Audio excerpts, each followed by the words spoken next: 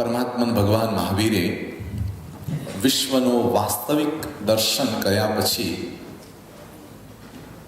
તેમના પ્રવચન દ્વારા, વાણી દ્વારા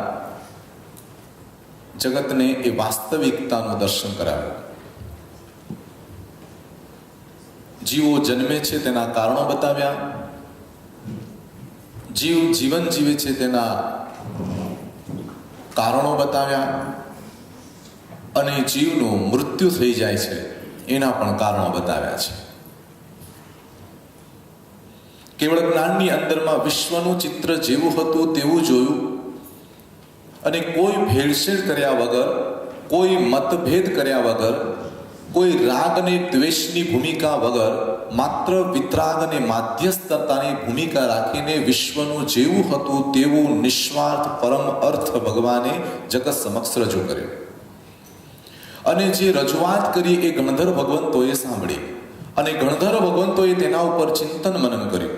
ચિંતન મનન કરીને સારી વાસ્તવિકતા, વ્યવસ્થિત રીતની સમાજને સમજાય તે રીતની ગૂંથણી કરી અને આચાર્ય ભગવંતોને આપ્યું. આચાર્ય ભગવંતોએ મુનિને આપ્યું, અને મુનિઓએ શ્રાવકોને આપ્યું. પછી શ્રાવકોથી આગળ દુનિયા નથી એટલે ત્યાં સુધી અટકી ગયું. આવી પરંપરાથી ભગવાન મહાવીરે ગૌતમ સ્વામીને ઉપનિવા, વિજ્ઞેવા, ધ્રુવેવાનો સંદેશ આપ્યો, અને એ સંદેશનો અર્થ ચિંતન મનન કરીને દ્વાદશાંકી સૂત્ર સિદ્ધાંતની રચના થઈ. જેને આપણે આગમ કહીએ છીએ, જેને આપણે શાસ્ત્રો કહીએ છીએ, જેને આપ્ત પુરુષની વાણી કહીએ છીએ, જે પ્રાકૃત ભાષામાં, અર્ધમાર્ધિક ભાષામાં આપણી પાસે અત્યારે પણ મોજૂદ છે. ગયા વર્ષે મેં ટકોર કરી હતી કે આટલો મોટો સંઘ છે, આટલો મોટો સમાજ છે, અને અહીંયા કોઈ આગમ નહીં, કોઈ શાસ્ત્ર નહીં.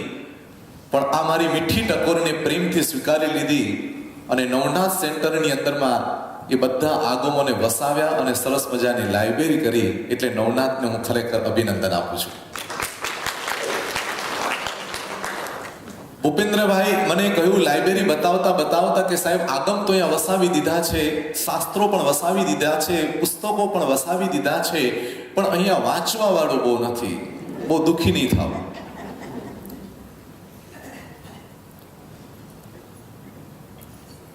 પરમાત્માની ભક્તિ કરવા વાળા જીવો ઘણા હશે, દાન કરવા વાળા જીવો ઘણા હશે, સેવા કરવા વાળા તમને ઘણા મળી જશે, પણ લાઇબ્રેરીમાં ફરકનારા બહુ ઓછા મળશે. મારા જેવા એકાદ. શ્રીમંતોની સંખ્યા બહુ જ હોય છે, જ્ઞાનીની સંખ્યા બહુ ઓછી હોય છે, સંતોની સંખ્યા બહુ જ હોય છે, તીર્થંકરની સંખ્યા. એવું બની શકે, પરંતુ ચોક્કસપણે કોઈક એવો જીવ તમારી પાસે આવશે કે મારે શાસ્ત્રો વાંચવા છે, મારે શાસ્ત્રોનું રહસ્ય વાંચવું છે, મારે મારા મગજની અંદરમાં કંઈક ભણવું છે, જાણવું છે. તો એવો કોઈક આત્મા ક્યાંકથી ભૂલો પડી જશે. પણ હોવું જરૂરી કે નહીં? મકાનમાં ગમે ત્યારે આગ લાગે, પણ ઠારવાની વ્યવસ્થા ખરી કે નહીં? ક્યારેક જ કામ લાગતી વ્યવસ્થા. હું તમને પૂછું કે દાગીના તમારા ક્યાં મૂકો તમે? બરાબર, તિજોરીમાં. સાવરણી ક્યાં મૂકો તમે? સાવરણી ક્યાં મૂકો? તિજોરીમાં. ક્યાં મૂકો શ્રાવણ? આ બંનેમાંથી તમે વિચાર કરો કે રોજ કામ કોણ લાગે? તો પછી જે બહુ કામ લાગે એને તિજોરીમાં રાખવાનું, કે ક્યારેક જ કામ લાગે એને તિજોરીમાં રાખવાનું?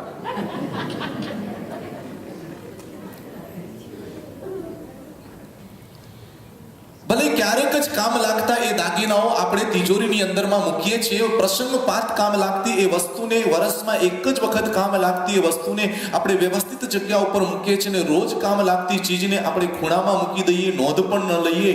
તો એમ પરમાત્માને કહે છે કે જ્ઞાન એવી ચીજ છે, કોઈક રુચિવાળો જીવ હશે એ જ પ્રાપ્ત કરી શકશે, બાકી બધાનું આ કામ નથી. તો આગમની વાત ચાલે છે. આગમ એટલે શાસ્ત્ર. શાસ્ત્ર એવું કોઈ વ્યક્તિના નથી, પરંતુ વિતરાગ પરમાત્માએ રજૂ કરેલી વાણી. એ વાણીનો સંદેશ છે જે પ્રાકૃત ભાષામાં છે.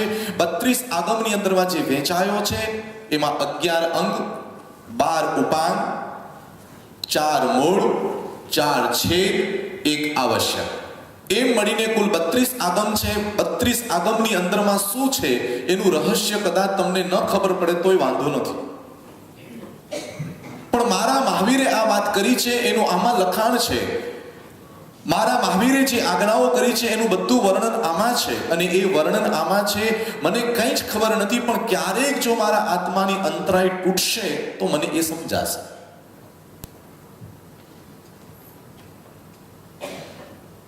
તો પરમાત્મા ભગવંત મહાવીરે આગમની અંદરમાં આત્માને મુક્ત થવાના રસ્તા બતાવ્યા છે, આત્માને હળવો બનાવવાના રસ્તા બતાવ્યા છે, જીવન જીવવાની જડીબુટ્ટીઓ બતાવી છે, આત્માનું સંતુલન અને આત્માનું નિયંત્રણ કેવી રીતે કરવું એની વ્યવસ્થિત વિવિધિસર પદ્ધતિઓ બતાવવામાં આવી છે, શ્રાવક બનવાના વ્રતો બતાવ્યા આવ્યા છે, મુનિ જીવનની જીવનચર્યાઓ બતાવવામાં આવી છે. ક્યાંક નરકનું વર્ણન છે, ક્યાંક દેવલોકનું વર્ણન છે, ક્યાંક જન્મ જન્મથી પરિભ્રમણ કરતા આત્માઓનું વર્ણન છે, તો ક્યાંક કપિલ મુનિનું વર્ણન છે, ક્યાંક શાલિભદ્રનું વર્ણન છે, ક્યાંક ચંદનબાણાનું વર્ણન છે, ક્યાંક ચંડકૌશિકનું વર્ણન છે, ક્યાંક તમારું વર્ણન છે, ને ક્યાંક મારું વર્ણન છે. આવું કંઈક આગમની અંદરમાં છે. ઘણું બધું આગમની અંદરમાં લખ્યું છે. ખજાનો ખૂબ છે, ખૂબ મજાનો છે, પરંતુ એમાં રુચિ એટલા માટે નથી, કારણ કે એ આધ્યાત્મિક જગતની વાત છે, નિસ્વાર્થ અને પરમ જગતની વાત છે. બાકી દુનિયાનું બધું તમને લેવાની ઈચ્છા એટલા માટે થાય છે, તત્કાલિક ફળ મળે છે, તત્કાલિક એમાં આનંદ આવે છે. જોવો અને તરત તમને આનંદ આવે, સાંભળો ને તરત આનંદ આવે. અને આગમની અંદરમાં તો કેટલું ઊંડું ડૂબીએ ત્યારે પછી કંઈક થોડું જાણવા મળે. અને એમાં એવું હોય પાછું ખબર ન પડે ઊંઘ આવી જાય, ઉપરથી બધું જાય. તો પરમાત્માએ શાસ્ત્રોની અંદરમાં યોગ ઉપયોગની વાતો કરી છે, વિતરાગ અવસ્થાની વાતો કરી છે, ત્યાગની વાતો કરી છે, વૈરાગ્યની વાતો કરી છે, ઘણી બધી વાતો કરી છે. એમાંની આપણે એક વાત ઉપર વિચારણા કરીશું. પરમાત્મા ભગવાન મહાવીરના ઉત્તરાધ્યન સૂત્રની અંદરમાં 23 નંબરના અધ્યયનની અંદરમાં એક સરસ મજાનો સંવાદ ચાલ્યો હતો. એ સંવાદની અંદરમાં બે મહાપુરુષોનો ભેટો થયો હતો. બંને મહાપુરુષોના ભેટા થવાની અંદરમાં દેવલોકના દેવોને પણ ઇન્ટરેસ્ટ પડ્યો હતો. હજારો દેવલોકના દેવો પણ એ નગરીમાં ઉતર્યા હતા. એટલું જ નહીં, પરંતુ આખી નગરી એ ઉદ્યાનની અંદરમાં એકત્રિત થઈ ગઈ હતી. વૃક્ષના એક એક પાંદડા ઉપર અને વૃક્ષની એક એક ડાળીઓ ઉપર દેવલોકનો વસવાટ થયો હતો. કારણ કે બે મહાપુરુષો ભેગા થયા છે. એ યુદ્ધ કરશે, સંગ્રામ કરશે, વાદ કરશે, વિવાદ કરશે, લડાઈ કરશે કે પછી સંવાદ કરશે. ઉત્તરાધ્યન સૂત્રના 23મા અધ્યયનની અંદરમાં વાત આવે છે પાર્શ્વનાથ ભગવાનના વખતના સાધુ અને મહાવીર સ્વામીના વખતના સાધુ. બંનેનો વ્યવહાર જુદો હતો. બંનેના સાધુના કપડા જુદા હતા, બંનેના વ્રતો જુદા હતા, બંનેના આચરણો જુદા હતા. એકનું નામ હતું કેશી મુનિ અને બીજાનું નામ હતું ગૌતમ સ્વામી. ગૌતમ સ્વામી કોના શિષ્ય? મહાવીર સ્વામીના. કેશી સ્વામી કોના શિષ્ય? પાર્શ્વનાથ ભગવાનના. બંનેને ભેગા થઈ ગયા. કેશી સ્વામીના જે પણ શિષ્યો હતા એ બધા રંગીન વસ્ત્રો વાળા હતા, કલરફુલ. હવે જૈન સાધુને તમે કલરફુલ જોઈ શકો? કલરફુલ, બધા જ કલરના કપડા પહેરવાની એ લોકોને છુટ્ટી. અને મહાવીર સ્વામીના વખતના સંતોને વ્હાઈટ કપડાની, બસ વ્હાઈટ સિવાય કોઈ કલર એ પહેરી ન શકે એવો નિયમ. તો આ બાજુ આખું વ્હાઈટ હંસ જેવું વાતાવરણ અને આ બાજુ એકદમ કલરફુલ ધનુષ્યના રંગ જેવું વાતાવરણ. બંને સમાજ જોઈ રહ્યો છે કે આ બાજુ આ સાધુઓ રંગીન છે અને આ સાધુઓ માત્ર વ્હાઈટ છે, કંઈ ખબર પડતી નથી. એટલે બંને શિષ્યો ગોચરી માટે એક નગરીની અંદરમાં જઈ રહ્યા છે અને બંનેનો એક રસ્તા ઉપર મુલાકાત થાય છે અને જોવે છે કે તમે જૈન સંત છો? તો કે હા અમે જૈન સંત છીએ. તમે પણ જૈન સંત છો? તો કે હા અમે પણ જૈન સંત છીએ. તો આ બંને જૈન સંતમાં આટલો બધો ડિફરન્સ કેમ છે? તમે વ્હાઈટ કલરમાં છો, અમારી વિધિ આવી, તમારી વિધિ આવી લાગે છે, કંઈ ખબર પડતી નથી. તો કે છે તમારા ગુરુનું નામ શું? એક શિષ્ય પૂછે છે તમારા ગુરુનું નામ શું? તો એ કહે છે મારા ગુરુનું નામ છે ગૌતમ સ્વામી. પેલા કહે છે તમારા ગુરુનું નામ શું? તો કે મારા ગુરુનું નામ છે કેશી સ્વામી. અચ્છા. બંને શિષ્યો ગોચરી પતાવીને ગુરુ પાસે પહોંચે. પહેલી વાત શું કરી? વ્હાઈટ વાળા કે છે રંગીન સાધુ જોઈએ અને રંગીન કે છે વ્હાઈટ વાળા સાધુ. બોલો મેળ ખાય? અહીંયા તો સ્થાનકવાસી ને દેરાવાસીની મેળ નથી ખાતો. પેલો કે આ તિથિ કરો ને, પેલો કે આ તિથિ કરો ને, પેલો કે આ કરો ને, તે કરો ને, કંઈકનું કંઈક ચાલે છે. બધાએ પોતાની પકડ લઈને બેઠા છે. હા, કોઈ છોડવા તૈયાર નથી. બધાને પાછી વાત કરવી છે, મોક્ષમાં જવું છે. આ સંવાદની વાત એટલા માટે મેં તમારી સામે ઉખાડી છે કે બંને જણાનો વ્યવહાર અલગ છે, બંને જણાના વ્રતો અલગ છે. અને છતાંય જ્યારે કેસી સ્વામી પાર્શ્વનાથ ભગવાનના શિષ્ય મોટા હતા અને છતાં એ ગૌતમ સ્વામી પાસે 500 શિષ્ય લઈને પોતાની જિજ્ઞાસા વ્યક્ત કરવા માટે એ ઉદ્યાનની અંદરમાં આવે છે. આ બાજુ 500 સાધુ ગૌતમ સ્વામીના ઉદ્યાનમાં બિરાજમાન છે અને આ બાજુથી 500 સાધુ કેસી સ્વામીના આવે છે. રંગબેરંગી આખું ટોળું અને વ્હાઈટમ વ્હાઈટ કલરનું આખું ટોળું ગૌતમ સ્વામીનું. કલ્પના તો કરો, આખા ઉદ્યાનમાં 1000 સાધુઓની સંખ્યા. ત્યાંની પ્રજાજનને એમ થયું કે યુદ્ધ લડાશે, ત્યાંની પ્રજાજનને એમ થયું કે મોટી લડાઈ થશે, ચાલો આપણે પણ જોવા જઈએ. કોઈ જિજ્ઞાસા માટે ગયા, કોઈ જોવા માટે ગયા, કોઈ સંવાદ સાંભળવા માટે ગયા, કોઈ યુદ્ધનું ધોરણ જોવા માટે ગયા. દેવલોકના દેવોને પણ થયું આ બે જણા ભેગા થઈને કરશે શું? અને કહેવત છે ને, જ્ઞાની સે જ્ઞાની મિલે, કરે જ્ઞાન કી બાત. પછી હા,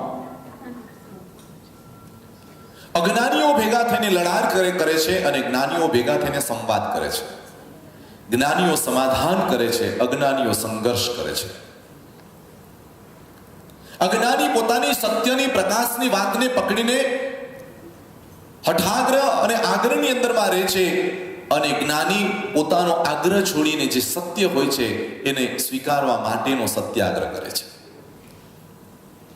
હવે વાત એમ બની, બંને જણાવીને એકબીજાને ભેટવાના છે કે લડવાના છે એ જોવા માટે પબ્લિક પણ ઊભી રહી ગઈ. અને કેસી સ્વામી 500 સાધુના ટોળા સાથે ત્યાં ગયા અને ત્યાં જઈને પોતાનું આસન પાથરે છે. અને ગૌતમ સ્વામી એટલા સરળ હતા કે આવા રંગીન સાધુનું ટોળું આવ્યા એને જોઈને ગૌતમ સ્વામી સામે સ્વાગત માટે ગયા, પધારો. અને બંને જણાએ પોતાનું આસન લગાવ્યું. આ બાજુ બધા રંગીન સાધુ, આ બાજુ બધા વ્હાઈટ સાધુ, અને બધાની વચ્ચેની શું ડિસ્કશન થયું, શું ચર્ચા થઈ, એના માટે તમારે 23મું અધ્યયન વાંચવું પડશે. હું નહીં કહું, હા, હું નહીં કહું. સાંભળવું તમારે? ના, હું નહીં કહું. હા, બધો તૈયાર માલ જોઈએ છે તમને. હા, મહેનત કરવી જ નથી.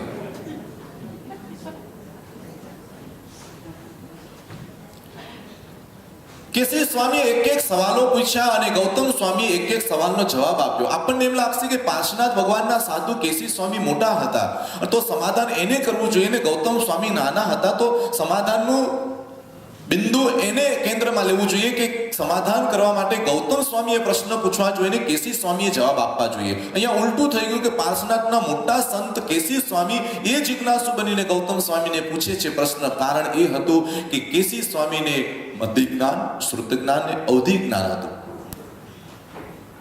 જ્યારે ગૌતમ સ્વામીને મતિ જ્ઞાન, શ્રુત જ્ઞાન, અવધિ જ્ઞાન અને મન પર્યો 4 જ્ઞાનના સ્વામી હતા. જૈન દર્શનનો રિવાજ છે ઉંમરથી તમે કેટલા પણ મોટા હો પણ જો જ્ઞાનમાં જે મોટા હોય એને જ વિનય કરવાનો આવે છે. તો ગણધર ગૌતમ સ્વામી જ્ઞાનની અંદરમાં 1 કોટીનું જ્ઞાન એની પાસે વધારે હતું એટલે નમ્ર બનીને કેસી સ્વામીએ પ્રશ્નો પૂછ્યા. એમાંનો એક પ્રશ્ન આજે આપણે ચર્ચીએ છીએ, જે આજના મારા પ્રવચનનો વિષય છે. એક પ્રશ્ન પૂછ્યો તો કેસી સ્વામીએ કે મણો સાહસ્યો ભીમો દુઠ્ઠસો પરિધાવઈ, કે હે ગૌતમ સ્વામી મને એ સમજાતું નથી કે દુષ્ટ, બહુ જ કપરું અને બહુ જ કઠિન, તોફાની, દુઠ્ઠસો પરિધાવઈ, દુષ્ટ એવો ઘોડો, શું કે છે? દુષ્ટ ઘોડો, લગામમાં ન રહે, કાબુમાં ન રહે, કંટ્રોલમાં ન રહે, એવા ઘોડાને તમે કઈ રીતે કંટ્રોલ કર્યો છે? મણો સાહસ્યો ભીમો, શું કે છે? મનો સાહસ્યો ભીમો, મનના એ દુષ્ટ ઘોડાને મનના એ ચંચલ ઘોડાને, મનના તોફાની એ ઘોડાને તમે કઈ રીતે વશ કર્યો છે? કોને પ્રશ્ન પૂછ્યો? આ પ્રશ્ન શું કરવા પૂછ્યો હશે? કે એમનું મન કંટ્રોલમાં નહીં હોય તો જ, કે તમે તમારા મનને એકદમ કંટ્રોલમાં રાખીને બેઠા છો, બહુ શાંત થઈને બેઠા છો. અમે આટલા બધા વિહાર કરીને તમારી પાસે આવ્યા છતાંય તમારું મન એકદમ કુલ છે. કોઈ તમારા મનમાં વિકલ્પ નથી આવતા કે આ અલગ છે, આ અલગ છે, આ આચારવાળા, આ કોઈ જાતનું નહીં કે બધા 500 સાધુ મારા પાસે આવીને મારા શિષ્યો બની જાય. આવો કોઈ વિકલ્પ તમારા મનમાં નથી આવતો. તો તમે તમારા મનને કઈ રીતે વશ કર્યું છે? હાથીને અંકુશની જરૂર પડે, ઘોડાને લગામની જરૂર પડે, ગાડીને આટલી તો સમજાય છે વાત તમને. આટલી વાત તો તમને સમજાય છે. 4 રસ્તા ઉપર ગાડી લઈને જનારા માણસને પોલીસે બરાબર વચ્ચે રાખીને ઊભો રાખ્યો કે ભાઈ ઊભો રે, તારી ગાડીમાં લાઈટ નથી, અંધારું થઈ ગયું છે ને તું તો અથડાઈ જઈશ, પણ કોકને પણ અથાડી મૂકીશ, એટલે તું ઊભો રે, સાઈડમાં કર તારી ગાડી. કાચ નીચે રાખીને યુવાને ડોકાચ્યું બહાર કાઢીને પોલીસને કીધું, સાહેબ તમે પણ સાઈડમાં આવી જાઓ, કારણ કે આમાં લાઈટ તો નથી પણ બ્રેક પણ નથી. હવે જે ગાડીની અંદરમાં લાઈટ પણ ન હોય અને જે ગાડીમાં બ્રેક પણ ન હોય, એની દુર્દશા તમે વિચારી શકો છો, એની દુર્ઘટના તમે કલ્પના કરી શકો છો કે સ્વયં તો પોતે હાનિમાં મુકાય અને બીજાને પણ કેટલી પરેશાનીમાં મૂકી શકે એ તમે વિચારી શકો છો. એમ જીવનરૂપી ગાડીની અંદરમાં એક તો સમ્યક દર્શનની આપણી પાસે દ્રષ્ટિ નહીં, લાઈટ નહીં, અને એક બાજુ ચારિત્રની આપણી પાસે બ્રેક નહીં. એવા મનુષ્યના જીવનની ગાડી કેટલા નુકસાનો કરી શકે, કેટલા વ્યસની બની શકે, કેટલો પાપી બની શકે, અને આજુબાજુનાને કેટલાને એ પાપની પ્રેરણા આપીને પાપી બનાવી શકે. બહુ જ અગત્યનું જિંદગી આપણને મળી છે અને એમાં પણ બહુ જ જબરજસ્તનું પુણ્ય હોય. જૈન દર્શન એમ કહે છે કે મનુષ્યનો ભવ મળે એમાં તમને જે મન મળે છે, મન એ જબરજસ્ત પુણ્ય કર્યું હોય તો જ તમને મન મળી શકે, બાકી મન મળી શકે નહીં. શરીર મળવું સહેલું છે, હોઠ મળવા સહેલા છે, નાક મળવું સહેલું છે, એટલે એકેન્દ્રિય, બેઇન્દ્રિય, તેઇન્દ્રિય, ચૌરેન્દ્રિય અને સ્પર્શેન્દ્રિય, કેટલી ઇન્દ્રિય થઈ? આ 5 ઇન્દ્રિયો મળવી અને સોતેન્દ્રિય 5 ઇન્દ્રિયો મળવી આસાન છે, કારણ કે 5 ઇન્દ્રિયો તો તિર્યંચના અસંગની જીવોને પણ પ્રાપ્ત થાય છે, પશુઓને પણ અસંગનીપણું પ્રાપ્ત થાય છે, અને અસંગનીપણાની અંદરમાં 5 ઇન્દ્રિયો એને મળે છે. પણ શું નથી મળતું? મનની ભૂમિકા તમે જુઓ તો દેવલોકના દેવોને પણ મન મળે છે, નરકના જીવોને પણ મન મળે છે, અને તિર્યંચના જીવોને પણ મન મળે છે. પણ આ મનની કોઈ જ વેલ્યુ નથી, કારણ કે જે મન દ્વારા તે લોકો મનન ન કરી શકે, જે મન દ્વારા જે ચિંતન ન કરી શકે, જે મન દ્વારા માત્ર વાસના, વિષયો, કષાયો, રાગ, દ્વેષ અને સંસારનું જ ખેડાણ કરે, એ સિવાય તે લોકો કંઈ કરી શકવા સમર્થ જ નથી. માત્ર જગતની અંદરમાં એક કરી શકવાની સમર્થ્ય તાકાત માત્ર માણસના મન પાસે છે. માણસનું મન જો જાગૃત થઈ જાય તો એ મુનિ બની શકે, માણસનું મન જો જાગૃત થઈ જાય તો એ શ્રાવક બની શકે, માણસનું મન જો સચેત બની જાય તો એ સાવધાન વાળો એક સજ્જન બની શકે, માણસ ઇન્સાન બની શકે, માણસ એક વિજ્ઞાની બની શકે, માણસ એક જ્ઞાની બની શકે. અને છેલ્લે મારે તમને કહેવું છે, માણસ કાંઈ ન બને તો છેલ્લે માણસના ખોડિયામાં એક માણસ બની શકે. તમારી પાસે મન છે કે નહીં? હા, છે કે નહીં? બરાબર ને? મન છે કે નહીં? પેલા એ કહો. બીજી વાત, તમારા હાથમાં છે કે તમે મનના હાથમાં છો? મન તમને કે તે પ્રમાણે તમે કરો છો કે તમારા પ્રમાણે મન ચાલે છે? તમે ગભરાઈ બહુ જાઓ છો મારાથી.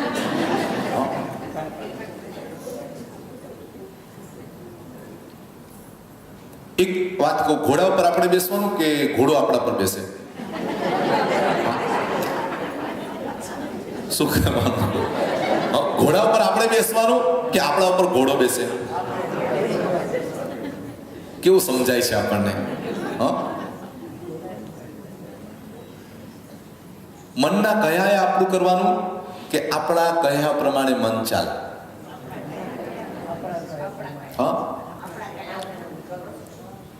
સંસારી અને સંયમીના ભેદમાં આટલો જ ભેદ છે.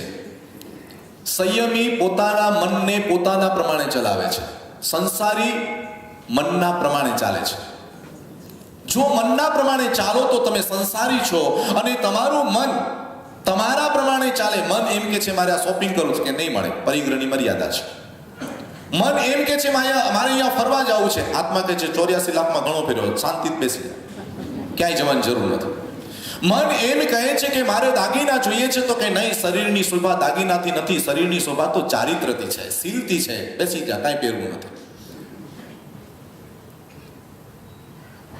જમવાની અંદરમાં 2 વસ્તુ મળી છે, મન કે છે ના હજી મન જોઈએ છે, તો કે ચૂપ રે, ઉનોદરી છે, ઓછું મળશે આજે. આમ વાત ચાલે છે કે મન કે છે કે તરત ઇઝી, તોફાન ચાલુ. મનનો ઘોડો આપણા હાથમાં છે કે નહીં, એને વશ કરી શકાય કે નહીં? કારણ કે આ પ્રશ્ન ઉત્તરાધન સૂત્રમાં કેસી સ્વામી પાર્શ્વનાથ ભગવાનના વખતના સંતે, મહાવીર સ્વામીના વખતના સંત ગણધર ગૌતમ સ્વામીને પ્રશ્ન કર્યો છે. એટલે કેટલો મોટો પ્રશ્ન પૂછી નાખ્યો છે કે આ દુષ્ટ ઘોડાને તમે કઈ રીતે વશ કર્યો છે? રત્નાકર મુનિ પણ બોલી ગયા, મરકટ ક્ષમા આ મન થકી હું તો પ્રભુ, મરકટ ક્ષમા આ મન થકી હું તો પ્રભુ હાર્યો, હવે પથ્થર થકી પણ કઠન મારું મન ખરે ક્યાંથી દ્રવે. પથ્થર જેવું મારું મન થઈ ગયું છે, એનામાં કોઈ લાગણી જ નથી રહી, એનામાં કોઈ સંવેદના જ નથી રહી. આ મનની દશા આપણી આવી છે, મનની ઘટનાઓ આપણી આવી છે. આપણે ક્યારે કંઈ જ પાપ ન કરતા હોય તો મનથી વિચારી વિચારીને પણ પાપ કરતા હોય છે. ઘણી વખત લોકોને ગુસ્સો કરવાની શક્તિ ન રહે તો મનથી ગુસ્સાઓ કરે. માણસને શરીરથી ભોગવવાની શક્તિ ન રહે તો મનથી ભોગવવા લાગે.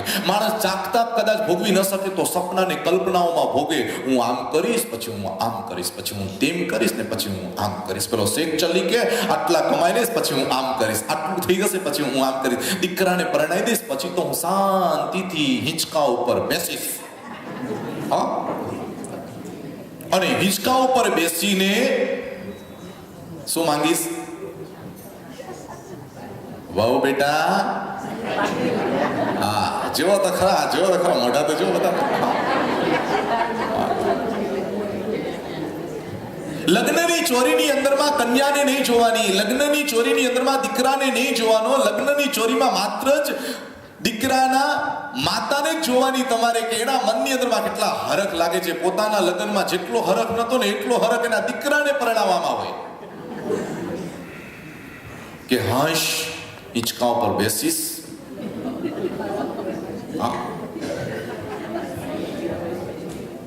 અને શું માંગીશ? આજુબાજુ નહીં જુઓ, તમારી સામે જુઓ. હું દીકરાને પરણાવી દીધા પછી હું હિંચકા ઉપર બેસીશ, અને હિંચકા ઉપર બેસીને કહીશ કે વો બેટા રસોડામાંથી, બોલો શું ઈચ્છા છે, બોલવા માંડો ફટાફટ. હા,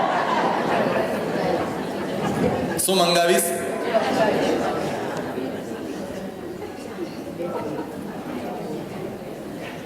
કદાચ સમજો કે તમારી એ ગ્રંથિ તમે લગ્નની અંદરમાં નક્કી કરી હતી કે હું આમ કરીશ, અને તમે 6-12 મહિના થઈ ગયા, દીકરાને લગ્ન થયા, અને 6-12 મહિના પછી હિંચકા ઉપર બેઠાને તમે ડિમાન્ડ ઊભી કરી કે બેટા જરા પાણી લાવજે, અને એ પુત્રવધુ અંદરમાં રહીને એમ બોલે કે મમ્મી તમે કિચનમાં આવો, હિંચકા પરથી ઊભા થાવ, કારણ કે તમને ડોક્ટરે ચાલવાનું કીધું છે, ડાયાબિટીસના કારણે તમારું ચલાઈ પણ જશે, પાણી પીવાય પણ જશે, ને હિંચકે બેસાય પણ જશે. મમ્મી તમારી જાતે લઈ લો. હવે સાચું બોલજો, આવું કે તો શું થાય?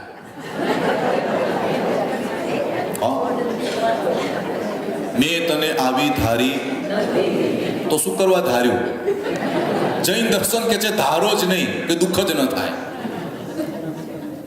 તમે જે ગ્રંથિઓ તમારા મનની અંદરમાં બાંધો છો એ જ દુઃખનું કારણ છે. હું જાઉં એટલે બધા મને સલામ કરવા જોઈએ, હું જાઉં એટલે મારા વસ્ત્રોના વખાણ કરવા જોઈએ, હું ત્યાં જાઉં એટલે મારું સ્વાગત થવું જ જોઈએ, હું ત્યાં ગયો એટલે એને મને બોલાવવો જ જોઈએ. આ મગજની અંદરમાં તમે જે ગ્રંથિ બાંધીને દુનિયામાં ફરો છો એ જ દુઃખનું કારણ છે. એટલે કેસી સ્વામીએ કહ્યું કે તમે નિગ્રંથ બનીને જીવો છો, તમારા મનમાં કોઈ પ્રકારની ગ્રંથિ રહી નથી. ગણધર સ્વામી, મને એ નથી સમજાતું કે તમે તમારા મનનો કંટ્રોલ કેવી રીતે કર્યો છે, તમારા મનને તમે કઈ રીતે વશ કર્યું છે, તમારા મનને કેવી રીતે તમે શાંત કર્યું છે. એટલે હું જાણવા આવ્યો છું કે મણો સાહસ્યો ભીમો ઉઠ્ઠસો પરિધાવઈ, તમ સમ્મમ નિગિન્નામી ધમ્મમ શિક્ષાએ કંથગમ. હું જાણવા આવ્યો છું કે તમારું મન કેવી રીતે શાંત થઈ ગયું. જૈન ધર્મની એક એક વાતને તમે જાણશો તો ખ્યાલ આવશે. બધા જ ઉપાય બતાવ્યા છે. શરીરને જો તમારે સાતામાં રાખવું છે તો ભગવાને કીધું બીજાને સાતા આપો. ધન ભંડાર તમારો ભરેલો રાખવો છે તો જૈન દર્શન કે છે દાન પુણ્યના કામ કરો. તમારે બધાને સન્માન જ જોઈએ છે તો બધાની સાથે પ્રેમનો વ્યવહાર કરો. તમારા મનની અંદરમાં શાંતિ જોઈએ છે તો કોઈને ત્રાસ નહીં આપો.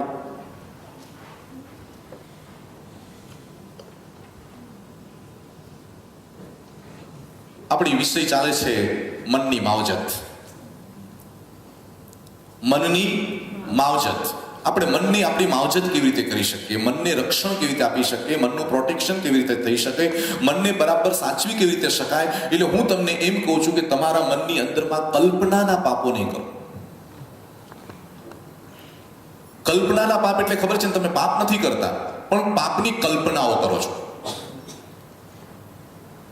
ગલત કાર્ય જ્યારે થશે ત્યારે પણ ગલત કાર્ય પહેલા તમારું મન એટલા બધા કર્મો બાંધી દે છે. એટલે કે છે કે ગલત કાર્ય કરીએ ત્યારે જે કર્મો બંધાય છે તેના પહેલા મનની અંદરમાં જે વિકલ્પો થાય છે, હું આમ કરી લઈશ, પછી હું આમ જોઈ લઈશ, પછી તો હું આવું ભોગવી લઈશ, પછી તો હું આવું ખાઈ લઈશ, આ જે બધી વિચારણાઓ તમારામાં સતત ચાલે છે એને જૈન દર્શને પ્રતિક્રમણમાં પણ શબ્દ મૂક્યો છે, અતિક્રમ, વ્યતિક્રમ, અતિચાર, આણાચાર. બરાબર છે. અતિક્રમ વ્યતિક્રમ એટલે મનની ભૂમિકા છે. મનમાં ખાલી વિચાર જ આવે. કઈ રીતે વિચાર આવે એનો પણ ખુલાસો કરે છે કે દરિયાની અંદરમાં જબરજસ્ત મગરમચ્છ, જેનું નામ એટલો મોટો મગરમચ્છ, અને મગરમચ્છની આ પાપણ ઉપર ચોખાનું શરીર, ચોખા જેટલું શરીર, જેનું નામ તંદુલ્યો મચ્છ હતો. અને મચ્છનું નામ તંદુલ્યો પાડવામાં આવ્યો કારણ કે એનું શરીરનું માપ તંદુલ એટલે ચોખા. કેટલું હતું? આટલા તંદુલ એટલે એક ચોખા જેટલું જેનું શરીર. ક્યાં બેઠું હતું? પાપણ ઉપર. મગરનું મોઢું ખુલ્લું, આમ ખુલ્યું, અને જેવું મગરનું મોઢું ખુલ્યું એટલે નાની નાની નાની માછલીઓ અંદર જવા લાગી, મોટી માછલીઓ પણ જવા લાગી. અને આ મગર ઉપર બેઠું આ તંદુલ્ય મચ્છ જેટલું નાનું બોડી ધરાવનારું એનું મન એ જોઈ રહ્યું છે. અને જોઈ રહ્યા પછી એને વિચાર આવ્યો કે મગરના બે દાંત વચ્ચેથી નાના નાના માછલાઓ બહાર નીકળી જાય. એટલે પેલા તંદુલિયા મચ્છના મગજમાં વિચાર આવ્યો કે જો હું મગરની જગ્યા પર હોત તો એક પણ માછલું ન છોડે. ખાઈ શકે એવી સ્થિતિ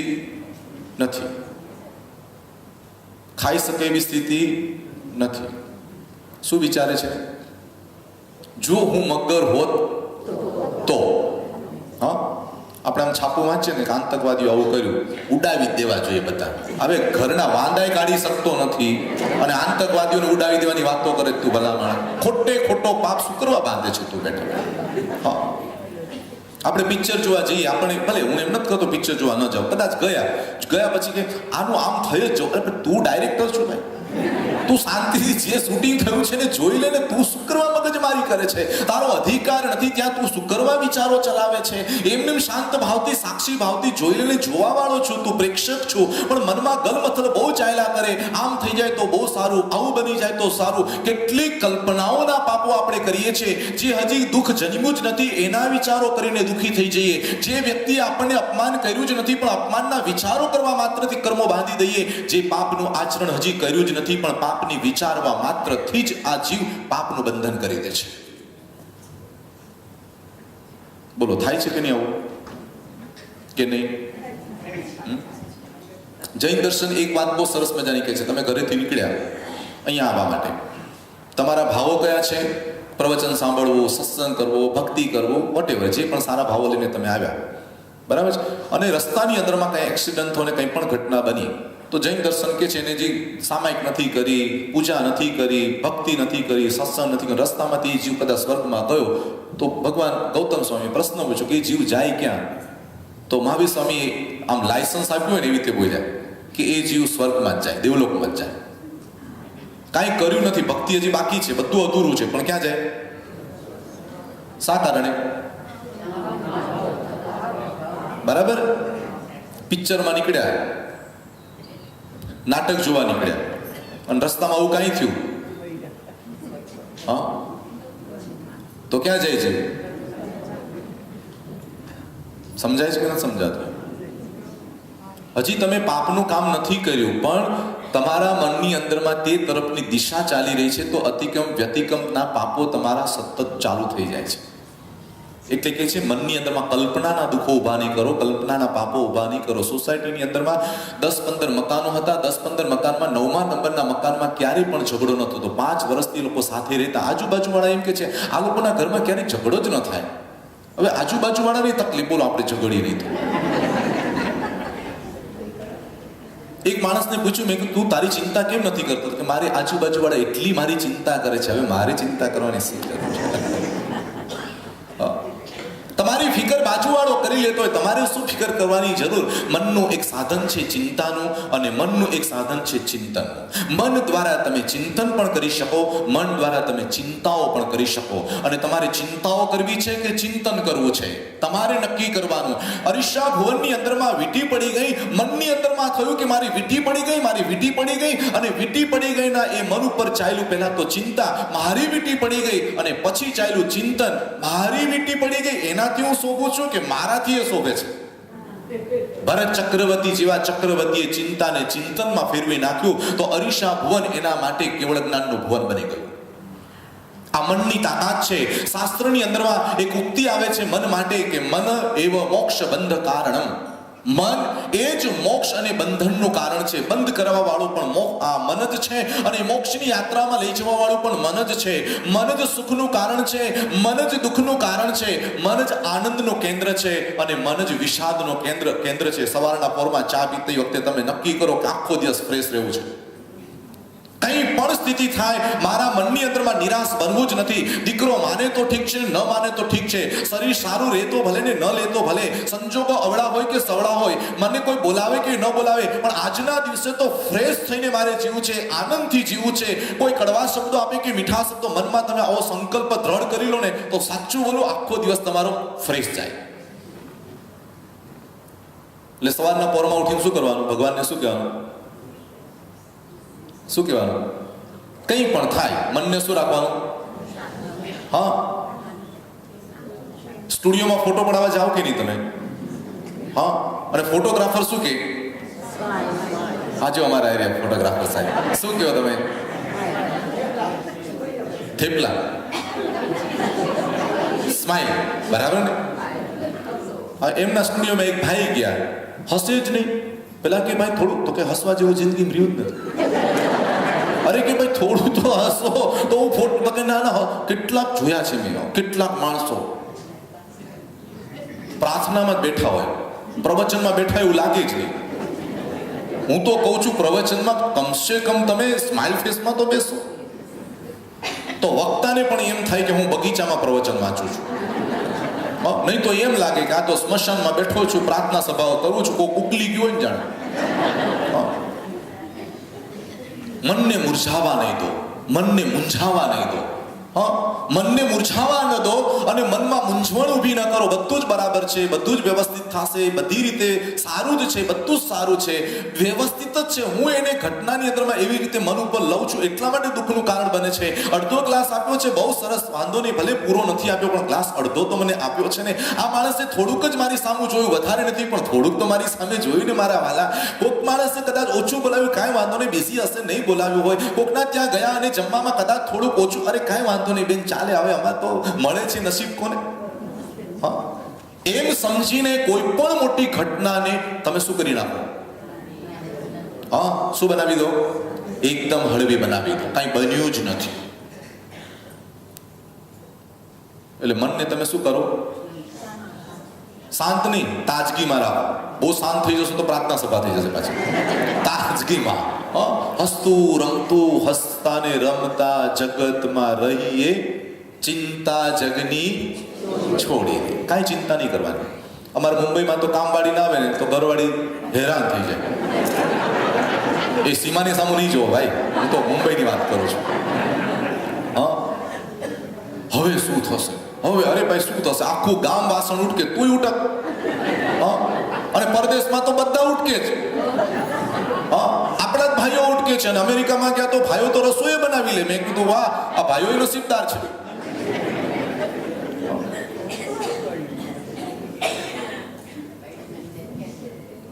લો ક્યાં જાય કે છે, તો અહીંયા અમારી જોડે આવે. ક્યાં જાય બિચારા, ક્યાં જાય બિચારા, ક્યાં જાય ભગવાન, બિચારા ક્યાં જાય. ચાર રસ્તા ઉપર એક ભાઈ ઉભા હતા, લોહી લુહાણ થઈ ગયા હતા, એટલું બધું ખૂન, એટલું બધું લોહી નીકળે. એનો મિત્ર મળ્યો. એ મિત્ર કે છે, લા દોસ્ત તું ઘર ભેગો થા, આટલું બધું તને વાગ્યું છે, આટલું બધું તને પીડા થાય છે, તું ઘરે જા ને. તો કે શું કરવા દુખી કરે છે, પેલો કે છે શું કરવા દુખી કરે છે, ઘરેથી જ આવ્યો છું. બહુ પરિસ્થિતિ ગંભીર છે. બહુ જ પરિસ્થિતિ ગંભીર છે. જૈન ધર્મને સમજી લો, નહીં તો બધે દુઃખ છે. જૈન ધર્મ સમજી લો તો બધે જ સુખ છે. કોઈ વાંધો નહીં, બધું જ વ્યવસ્થિત, બધું સારું, બધા સારા. Everything is fine, don't worry, be happy. આટલું જ મને ઇંગ્લિશ આવડે છે. સમજી ગયા? કોઈ ચિંતા નહીં કરો, બધું જ વ્યવસ્થિત. એક ભાઈને ઊંઘ જ નથી આવતી. લો એટલે એના ઘરવાળાએ કીધું કેમ તમને ઊંઘ નથી આવતી? હું તમને ભાઈઓને ખાસ કહું છું, એટેક ન લાવો ને તો તમારી ઘરવાળીને રાત્રે બધું કહીને સૂઈ જવાનું. અહીંયા ગયો તો પછી આમ થયું તો પછી તેમ, બધું એમને કહી દેવાનું. તમારે એમની ફિકર નહીં કરવાની. એમને એટેક ઓછા આવે છે. બહેનોને બહુ ઓછા એટેક આવે છે, એવું મારું સાચી વાત છે ને. કારણ કે બહેનોની આદત એ છે, એ ક્યાંય પણ જશે ને તમને ખબર છે બધું કહી દેશે. મનને એટલું બધું હળવું કરી દેશે, એટલું બધું હળવું કરીશે, રડી લેશે. પછી ગાડી બેસે તો કે આવું જોઈએ એમ કરીને બેસી ચાલ્યા જાય. આટલી તાકાત છે. આપણે તો હસી ન શકીએ. આ પુરુષોની હાલત તો બહુ જ ગંભીર. આમ કપાય ને આમય કપાય. ઘરવાળી જોડે બહુ બેસી જાય તો કે જો ઘરવાળી જોડે જો લપટાઈને ફરે ને એની જોડે ફર્યા જ કરે તો આખો સમાજ બોલે કે આ તો. અને અમારું કોઈક મા બાપનું પ્રવચન સાંભળીને ગયો હોય ને મમ્મી ઘરે કર્યા કરે ને એની જોડે બેસી રહે.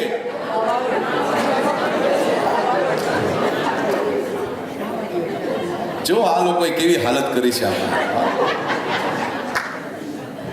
પણ છતાંય હું તમને એમ કહું છું કે સ્ત્રી એક શક્તિ છે, પુરુષ એક સહન શક્તિ છે.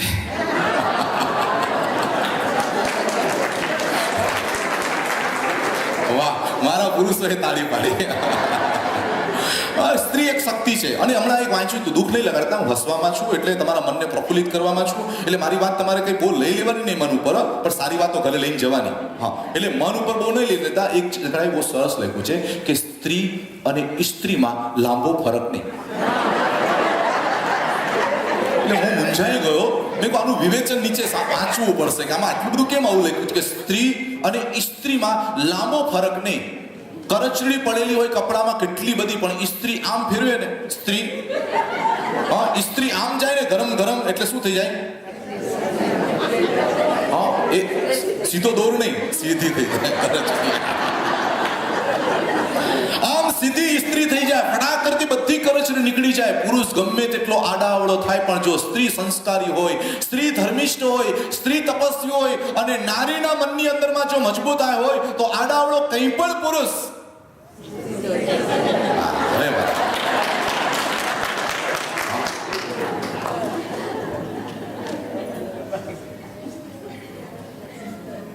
પર્યુષણનો તૃતીય દિવસ મનને હળવું બનાવવું છે, મનને પ્રસન્ન બનાવવું છે. મારો બહુ ફેવરેટ વિષય છે મનની માવજત.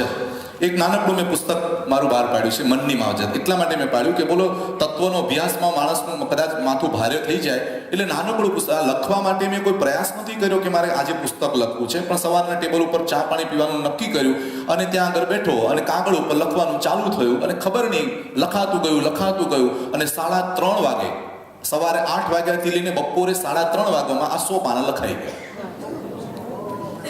ગયા પછી મને એમ થયું કે હું જ રાખું એના કરતા ચલો બધાને બાંટીએ અને બધાને આપીએ. એટલે એને પુસ્તકનું રૂપ આપવાનું ધારણ કર્યું અને આ મનની માવજત નામનું પુસ્તક મારું લખાઈ ગયું. એટલા માટે મેં લખ્યું કે માણસો એટલા બધા ભારે થઈને ફરે છે, એટલી ચિંતાઓ લઈને ફરે. એટલે મેં તમને કીધું બધું તમારે કોને કહી દેવાનું? કારણ કે પાર્ટનર છે, બધું એને કહી દેવાનું. એટેક ન લાવવો હોય તો मारे एक दोस्त डॉक्टर है, एने मने कहूँ कि दोस्त अगर दोस्त के पास जो दिल खोल दिया, दोस्त अगर दोस्त के पास जो दिल खोल दिया तो टेबल डॉक्टर के टेबल पर दिल खोलने का मौका नहीं आता।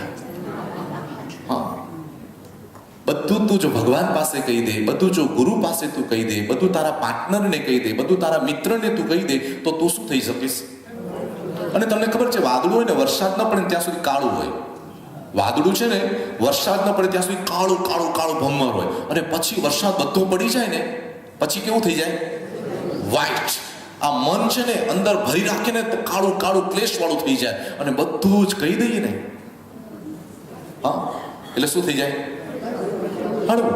ભગવાનને કહી દેવાનું, ગુરુને કહી દેવાનું, પાર્ટનરને કહી દેવાનું, નજીકનું હોય ને એકદમ એને કહી દેવાનું. આજે આવું બન્યું, ભાઈને ઊંઘ નથી આવતી, પત્ની કે છે કેમ તમે સૂતા નથી? ઘડીક આમ ફરો છો ને ઘડીક આમ ફરો છો. તો કે ના કે કાંઈક તો ટેન્શન લાગે છે તમને, રોજ પડ્યા એવા સૂઈ જાઓ છો અને આજે કેમ આમથી આમ થાવ છો? તો કે ના પણ તમે મને કોને કહો શું છે, ચલો મને કહો તો.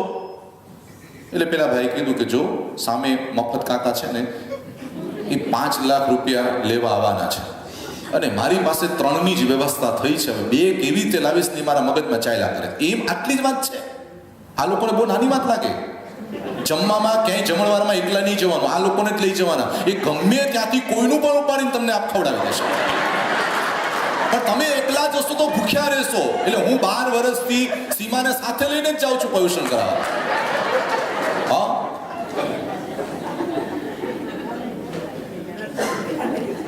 હું તો વિચારું છું તમને બધાને મોક્ષમાં સાથે લઈ જાઉં, પણ મારું હાલતું નથી એટલે હું શું કરું?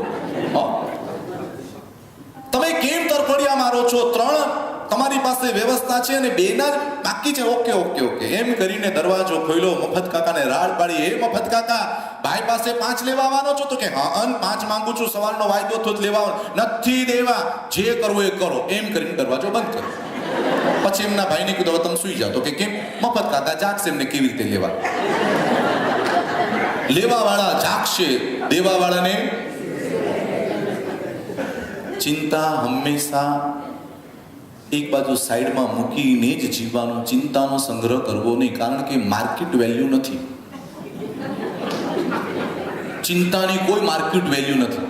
એને સંગ્રહ નહીં કરવાનો. એને શું કરવાનું? હોય અને હસે, હોય અને હસે. આમ જ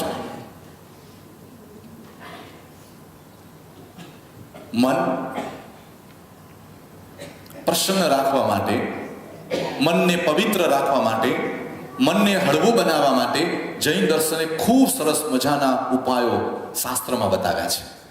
શરીર સારું રાખવા માટે જેમ તપસ્યા બતાવી છે, એ મનને સારું રાખવા માટે સ્વાધ્યાય બતાવ્યો છે કે તમે સ્વાધ્યાય કરતા રહો, તમારા મનને સત્સંગમાં રાખતા રહો, તમારા મનને સરસ મજાના એક વાતાવરણમાં રાખતા રહો, તો મન તો એટલું સુંદર છે કે જેની અંદરમાં મોક્ષ પહોંચાડવાની શક્તિ છે. મન વગરનો આત્મા ક્યારેય મોક્ષમાં ન જઈ શકે, એવું જૈન દર્શનનું કથન છે કે મનવાળો વ્યક્તિ જ મોક્ષમાં જઈ શકે, અને એ પણ મનુષ્ય જ મોક્ષમાં જઈ શકે. અને 15 કર્મભૂમિના મનુષ્યની પાસે જે મન છે એની અંદરમાં જ તાકાત છે કે મોક્ષમાં જઈ શકે. જે મનની અંદરમાં દોરડા ઉપર નાસ્તા નાસ્તા નાસ્તા એ નટડીને મેળવવાની ઈચ્છા હતી, એ જ મનની અંદરમાં તાકાત થઈ કે એ જ દોરડા ઉપર કેવળ જ્ઞાન અપાવી દેવાની.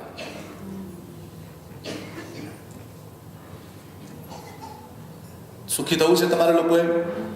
હા, થવું છે ને?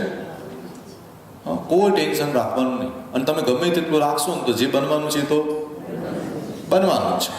તો એના કરતા શું કરવાનું? હા, બેન ટેકો દઈ દો, થાકી જશો તમે. હા બસ, આમ થઈ ગયા છે. મેં કીધું ભાઈ ટેકો દઈ દો જરા, તમે થાકી જશો. તમારું મારે ધ્યાન રાખવું જરૂરી ને.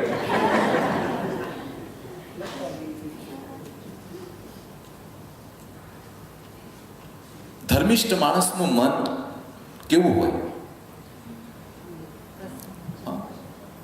ધર્મિષ્ઠ માણસનું મન કેવું હોય ખબર છે તમને? દેવા વિત્તમ નમન સંતિ, દેવલોકના દેવો એને નમવા આવે એવું એનું મન હોય છે. દેવલોકના દેવો નમવા આવે કે ધન્ય છે તમારા મનની સ્થિરતાને. તો મનથી ક્યારે હારવું નહીં, મનને ભારે બનાવવું નહીં, મનને નિરાશામાં લઈ જવું નહીં. મેં તો સાંભળ્યું છે કે અહીંયા ઘણા બધા એકલા એકલા બહુ રહેતા હોય છે ને એકલા એકલા રહે ને એટલે પછી મનની અંદરમાં વાગોળ્યા કરે ને પછી ડિપ્રેશનમાં ચાલ્યા જાય ને પછી એને કાંઈ સૂઝે જ નહીં, શું કરવું શું ન કરવું. હા, હું તમને કહું, એકલા થઈ જાઓ ને તોય ચિંતા નહીં કરવાની. એકલા થઈ જાઓ ને તોય ચિંતા નહીં, કોઈ બોલાવે ન બોલાવે તોય ચિંતા ન કરવાની. તમારી પાસે એક હેબિટ હોવી જોઈએ પ્રભુની ભક્તિ કરવાની, એક હેબિટ હોવી જોઈએ સ્વાધ્યાય કરવાની, ત્રીજી હેબિટ હોવી જોઈએ ધ્યાન કરવાની, ચોથી હેબિટ હોવી જોઈએ સરસ મજાના સ્તવનો વાંચન કરવાની. એવી કંઈક સારી એવી હેબિટ પાડી દો તો આખી જિંદગી કોઈ ન હોય ને તો તમારા જેવી સુખી આત્મા કોઈ નહીં. હા, કોઈ નહીં. ભગવાન મહાવીર કે એકલો જાને રે, હા, એકલો થાને રે. બહુ બધા જોડે ભેગા રહીને પણ કંકાસ કરવો એના કરતાં એકલા થઈને સાધના કરવી. જો રસ હોય તો, રસ ન હોય તો પછી પટ્ટા ટીચો બેઠા બેઠા. ટાઈમ નથી જતો. મનુષ્યના ભવની અંદરમાં ટાઈમ નથી જતો, તમે એમ કહો છો. અને આ બાજુ મારા મહાવીર કહે છે સમયમ ગોયમ મા પમાય, એક સમય માત્રનો તું પ્રમાદ ન કરતો, આળસ ન કરતો. ત્યારે એક પલ જે છે તારી હાથમાંથી ચાલી ન જાય એની કાળજી રાખજે. મહાવીર એક બાજુ આમ કહે છે અને મહાવીરનો માનનારો માણસ એને કહે છે મારો ટાઈમ નથી જતો.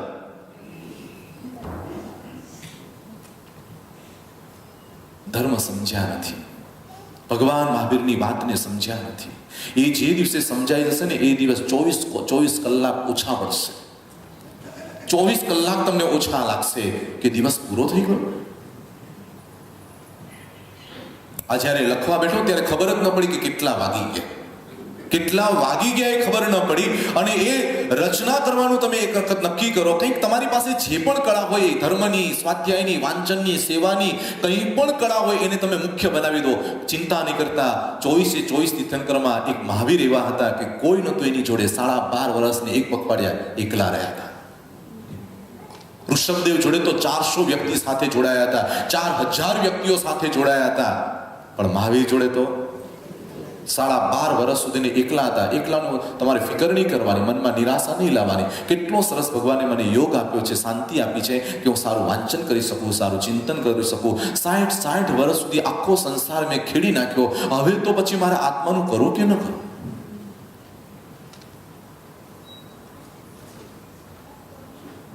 તમારા મનને આવી રીતે જાગૃત કરવાનું, તમારા મનને આવી રીતે તમારે સમજાવવાનું. મન તો બહુ સારું છે, તમે વાળશો એ પ્રમાણે વળી જશે.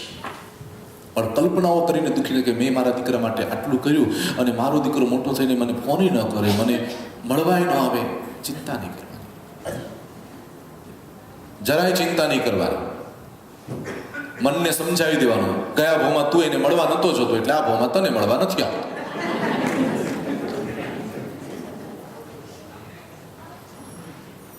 શ્રણિક મહારાજાને પોતાનો દીકરો કોણિક 500 ફટકા મારે. 500 ફટકા. કેટલા? રોજના 500 ફટકા જેના બરડા ઉપર પડતા હતા. અને ચીસ નીકળી જાય, આંખમાંથી પાણી નીકળી જાય, રુદન કરે, આક્રંદ કરે, અને છતાં પણ એને રોજ 500 ફટકા મારવાની સજા કરી હતી. અને છતાંય કોણિકના મનની અંદરમાં એમ હતું, પ્રભુ તે તારું તત્વ મને સમજાવ્યું છે, પ્રભુ તે મને ધર્મ સમજાવ્યો છે, પ્રભુ મહારાજ કર્મનું ફળ છે એવું તે મને ગણિત સમજાવ્યું છે. એટલે એના મનની અંદરમાં કોઈ પણ પ્રકારનો દુઃખ નહીં, કોઈ પ્રકારનો દ્વેષ નહીં. કોણિક જે કરે છે તે બરાબર કરે છે. કોણિકને ગયા ભાવમાં મેં 500 ફટકા માર્યા હશે, એની જ સજા મને અત્યારે મળી રહી છે. બરાબર કરી રહ્યો છે, વ્યવસ્થિત કરી રહ્યો છે. એના પ્રત્યે મારે ધૃણા પણ નથી કરવી, બરાબર જ કરી રહ્યો છે. ભગવાન મહાવીરનું ગણિત જેને સમજાઈ ગયું હતું એટલા માટે મનની અંદરમાં સેજ પણ ચિંતા કર્યા વગર જેલની અંદરમાં રહીને રોજ 500 ફટકા ખાતો હતો. આવું તો દુઃખ તમને નથી ને મારા વાલા? હા, તો ક્યારે દુઃખી નહીં થવાનું મનથી. દીકરો ન બોલાવે, આ ન બોલાવે. પરણાવ્યા પછી જો કદાચ તમારી જોડે ન રહે, અથવા તો પરણાવ્યા પછી દીકરાની માને બહુ ઓછું આવી જતું હોય. દીકરાએ માને જો પરણી ગયો અને એની જોડે જતો રહ્યો. અરે પણ તમે જોડ્યો જ છે તો જાય તો ખરો કે નહીં ભાઈ? તમે જોડ્યો, તમે જ રાખ્યો અને એના સુખ માટે આટલા બધા પ્રયત્ન કરે ને હવે તમને છોડીને જાય એટલે તમને એમ થાય કે લો છોડીને જતો રહે. અરે બાપા, આખી દુનિયા છોડીને જવાનું છે. હા, શું લઈને જવાના? છોડીને જવાનું કે નહીં જવાનું? આ બધું શું છે? તમને બધું સમજાય છે બહુ, તમને બધી ખબર બહુ પડી જાય લે. આ તમે જાણો બહુ જ.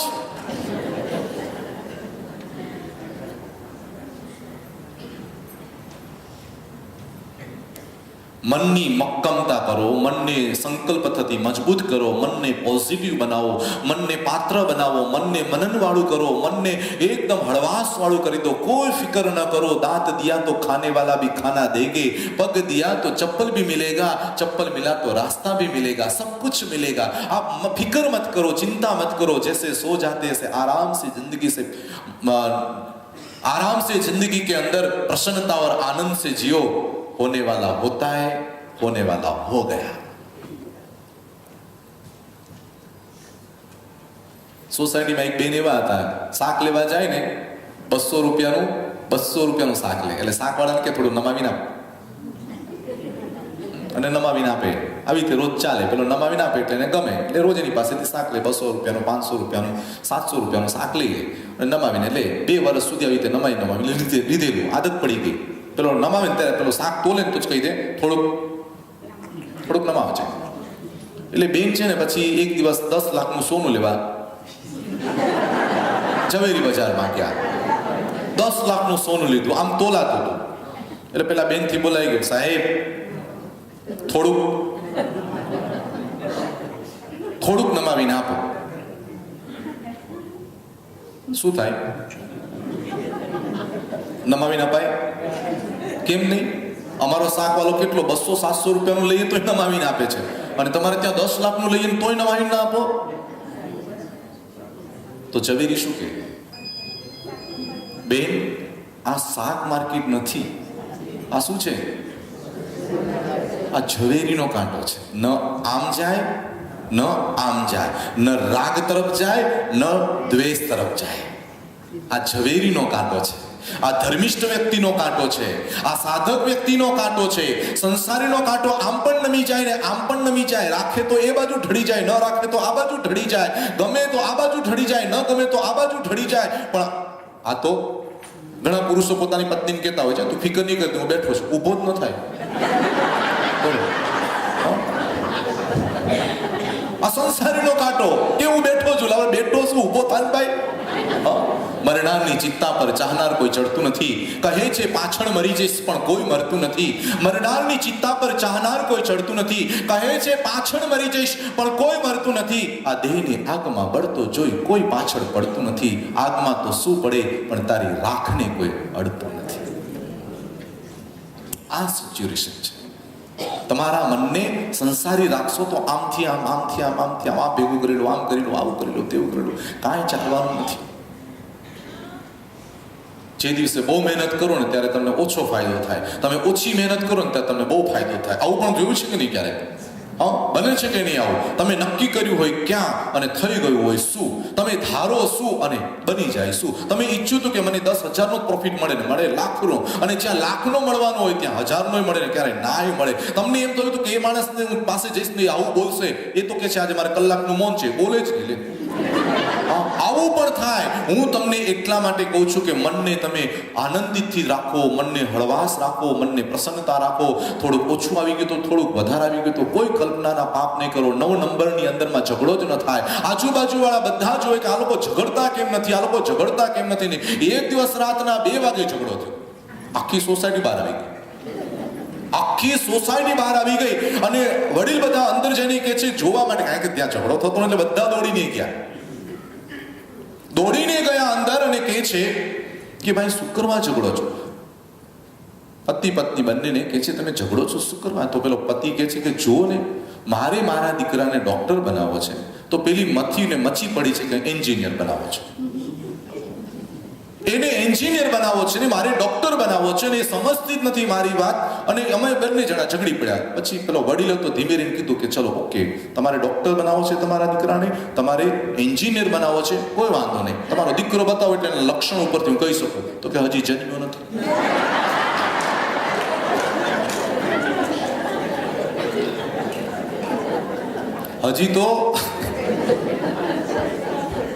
હજી તો જન્મ્યો જ નથી, તો કે હજી જન્મ્યો નથી એની ઝંઝટ શું કરવા કરો છો? કલ્પનાના દુઃખો શું કરવા તમે ભેગા કરો છો? કાલ્પનિક દુઃખો તમારા જીવનની અંદર હજી તો દીકરી આવશે કે દીકરો આવશે એ ખબર નથી, આવ્યા પછી બુદ્ધિશાળી આવશે કે બુદ્ધિનો બેલ આવશે એ ખબર નથી, કે મગજના સ્વિચો બધા ચાલુ હશે કે ઓફ થયેલા હશે એ ખબર નથી, અને એના પુણ્ય કેવા લઈને આવ્યો છે એ ખબર નથી. પણ માણસ એક કલ્પનાથી દુઃખો કરે છે ને એ કલ્પનાના દુઃખો માણસને બહુ દુઃખી કરે છે. એટલે મનની માવજત કરો, મનનું રક્ષણ કરો, મનને પ્રોટેક્શન આપો. મન એ તમારી સાધનાનું મોટામાં મોટું કેન્દ્ર બિંદુ છે. મનથી મોક્ષ પ્રાપ્ત કરી શકાય, મનથી નરકમાં જઈ શકાય, મનથી તિર્યંચની યોની જન્મે, અને મનુષ્ય મનથી જ મનુષ્ય બની શકાય. એટલે હું કહું છું, તમારી પાસે એક પાવર શક્તિ છે મનની, તમારી પાસે એક ઉર્જા શક્તિ છે મનની, તમારી પાસે જબરજસ્ત પુણ્યના યોગે તમને મનુષ્યની અંદરમાં મનનો પાવર મળ્યો છે. તો એ પાવરનો ઉપયોગ કરો, મનની શક્તિનો ઉપયોગ કરો. જ્યારે તન ન ચાલે ત્યારે મન ચાલે છે, અને મનની શક્તિથી પણ પેલે પાર એક છે આત્મશક્તિ. શરીરની શક્તિ જ્યારે ખલાસ થાય છે ત્યારે મનોશક્તિથી જીવાય, અને મનની શક્તિ પણ જ્યારે ખલાસ થઈ જાય ત્યારે મુનિઓ આત્માની શક્તિ ઉપર જીવતા હોય છે. આત્મશક્તિ ખબર છે કેટલી છે? અનંત શક્તિ આત્મા કરે નીચ ગુણનું કામ. અનંત શક્તિ આત્મા કરે નીચ ગુણનું કામ. નીચ ગુણનું કામ, પોતાના આત્મા બળ ઉપર જીવવાની તાકાત રાખો. કોના ઉપર જીવવાનું? આત્મબળ. આત્માને તમે એટલો બધો મજબૂત બનાવી દો કે આત્મા જે કહે એ પ્રમાણે મન ચાલે, મન જે કહે તે પ્રમાણે ઇન્દ્રિયો ચાલે, ઇન્દ્રિયો જે કહે તે પ્રમાણે શરીર ચાલે, અને શરીર ઇન્દ્રિયો પ્રમાણે આખો સંસાર ચાલે.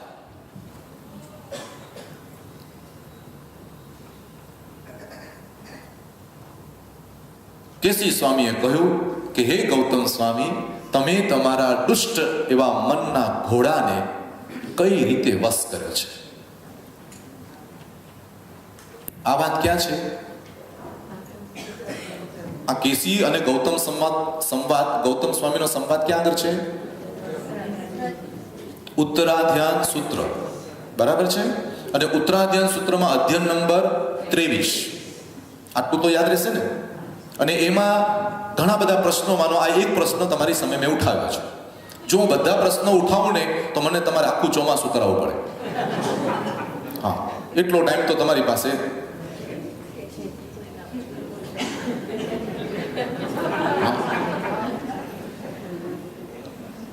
કરાવું ચોમાસું તમારે મારું?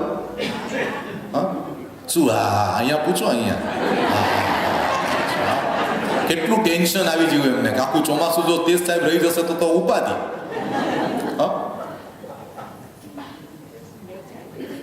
પણ પરમાત્માની વાતને જો સમજવી હોય, જાણવી હોય તો એ 8 દિવસની અંદરમાં તમે કઈ માનતા નહીં કે 8 દિવસમાં મનને ડબોળ્યું એટલે કામ થઈ ગયું. મન તો મસોતા જેવું કર્યું છે આપણે. ઘરની અંદરમાં તમને ખબર છે ને, એક કપડાનું નામ છે મસોતું, જેના પર મને બહુ જ દયા આવે, જેના ઉપર મને બહુ જ દયા આવે. આવું સરસ મજાનું 500 રૂપિયા મીટર વાળું કે 1000 રૂપિયા વાળું મીટર વાળું કપડું લઈ આવ્યા હોય, સરસ મજાનું સીવડાવ્યું, પ્રસંગોમાં પહેર્યું, ફોટાઈ પડાવ્યા, આલ્બમમાં પણ રાખ્યું, અને પછી એ જૂનું થઈ જાય. હા, પછી શું કરવાનું? જો બેન, શું કરવાનું? મસોતું કરવાનું. અને એ મસોતું કર્યા પછી પણ ઠીક છે ભાઈ, ચલો હવે જૂનું થઈ ગયું એટલે આપણે એને મસોતું કરી દઈએ, એનો કાંઈ વાંધો નથી, એનું કાંઈ દુઃખ નથી. પણ મસોતું કર્યા પછી બધા કપડાં જ્યારે વોશિંગ મશીનમાં ધોવા જાય, નવા નવા સરસ કપડાને પાવડર નાખવાનો, બરાબર રીતે પાણી નાખવાનું, બધા જ કપડાં ધોવાઈ જાય, એનો ડોળ વધે.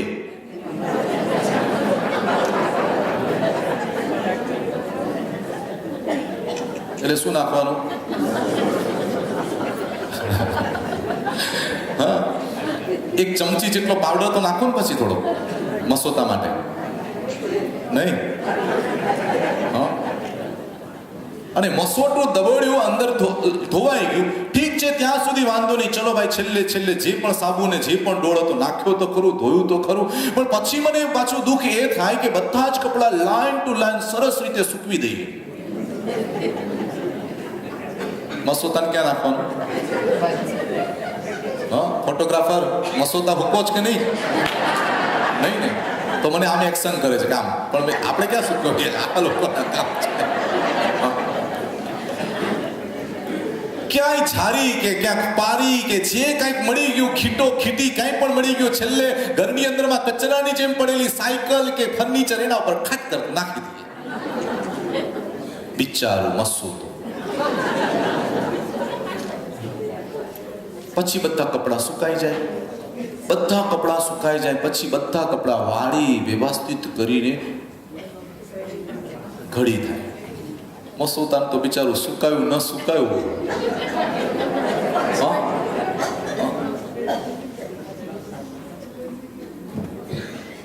ને પાછું એને કામે લગાડી દીધું. અને પેલા બધા જ કપડા ઇસ્ત્રીમાં જાય. બિચારાને ઇસ્ત્રી પણ નહીં. કેવી દયા આવે છે મસૂદા પર. એવી દયા મને મારા મન ઉપર આવે છે. મારા મન ઉપર મને એવી દયા આવે છે કે પ્રભુ, આ મનને મેં મસોતા જેવી દશા કરી છે. રાગ દ્વેષ, આર્ત ધ્યાન, રૌદ્ર ધ્યાન, આ મારું નહીં, આ ગમ્યું, આ ન ગમ્યું, આ રાખ્યું, આ ન રાખ્યું, આ મજા આવી, આ ન મજા આવી. 24 કલાક મનની અંદરમાં સંકલેશ. અને એટલું મેલું મન કરી નાખ્યું, અને સંવત્સરીના દિવસે જબોળ્યો મિચ્છામી દુક્કડમ ધોવાય. લે, તમારું તો સારું છે વોશિંગ મશીન.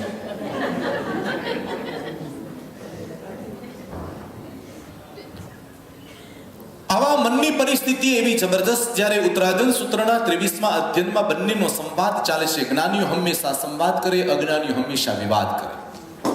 વિવાદની અંદરમાં જાય તે અજ્ઞાની અને સંવાદ કરે તેનું નામ છે જ્ઞાની. સંવાદની અંદરમાં સમર્પણ હોય છે, સંવાદની અંદરમાં વિનય હોય છે, સંવાદની અંદરમાં એકબીજા પ્રત્યેનો સ્નેહ હોય છે. વાદની અંદરમાં એમ હોય છે, હું આને બતાવી દઉં, હું આને બતાવી દઉં, હું આના કરતા મોટો, હું આના કરતા મોટો, હું જીતી જાઉં, એને કંઈક સમજાવી દઉં, એવી કંઈક ભાવના જેનામાં હોય છે એને વાદ કહેવાય છે. ધર્મની ચર્ચા કરવી જોઈએ, પણ સંવાદ રૂપે કરવી જોઈએ, વિવાદ રૂપે નહીં. ધર્મ જ્યારે તમે ઘરમાં ડિસ્કશન કરો ને જ્યારે, તો પ્રેમથી એકબીજાને સમજવાની કોશિશ સાથે એકબીજાને ધર્મની વાતો કરવી જોઈએ. પણ પછી એ ધર્મમાં બંને જણા ડિસ્કશન કરતા ચર્ચા કરતા છેલ્લે મરચા ઉડી જાય એટલે સુધી ધર્મ પરિવારની અંદરમાં ભેદ પાડે એવી ધર્મની ચર્ચા ન હોઈ શકે. વ્યક્તિ પ્રત્યે દ્વેષ કરી નાખે એવી ધર્મની ચર્ચા ન હોઈ શકે. એટલે ધર્મની ચર્ચા, ધર્મનો સંવાદ છે, બે જુદા થયેલાને ભેગા કરે છે, બે નહીં માનેલાને મનાવે છે, બેના ઊંધા મોઢાને સીધા કરે છે. એ એકબીજાની દિવાલ કરી હોય તો ત્યાં આગળ એક દરવાજો મૂકીને પ્રેમ અને સ્નેહનું સંવેદન ઊભું કરે છે. એવી સરસ મજાની આ ચિંતન અવસ્થા છે કે ધર્મ એ માણસને જોડવાનું કામ કરે, તોડવાનું કામ ન કરે. કેસી સ્વામી અને ગૌતમ સ્વામી શું કરી રહ્યા છે? બંને જણા સંવાદ. કયો ટોપિક છે એ લોકોના સંવાદનો? મન. તમારા દુષ્ટ ઘોડા સમાન આ મનને તમે કઈ રીતે વશ કરી છે? એનો જવાબ સાંભળવો છે કે રાત્રે? ટાઈમ છે ને મારી પાસે? મને બહુ ડર લાગે કે સામેની ઘડિયાળ બંધ છે ને.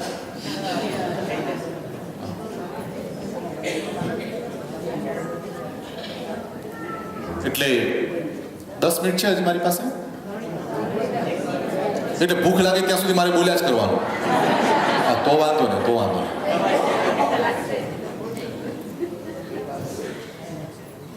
મન અહીંયા જ છે ને તમારું?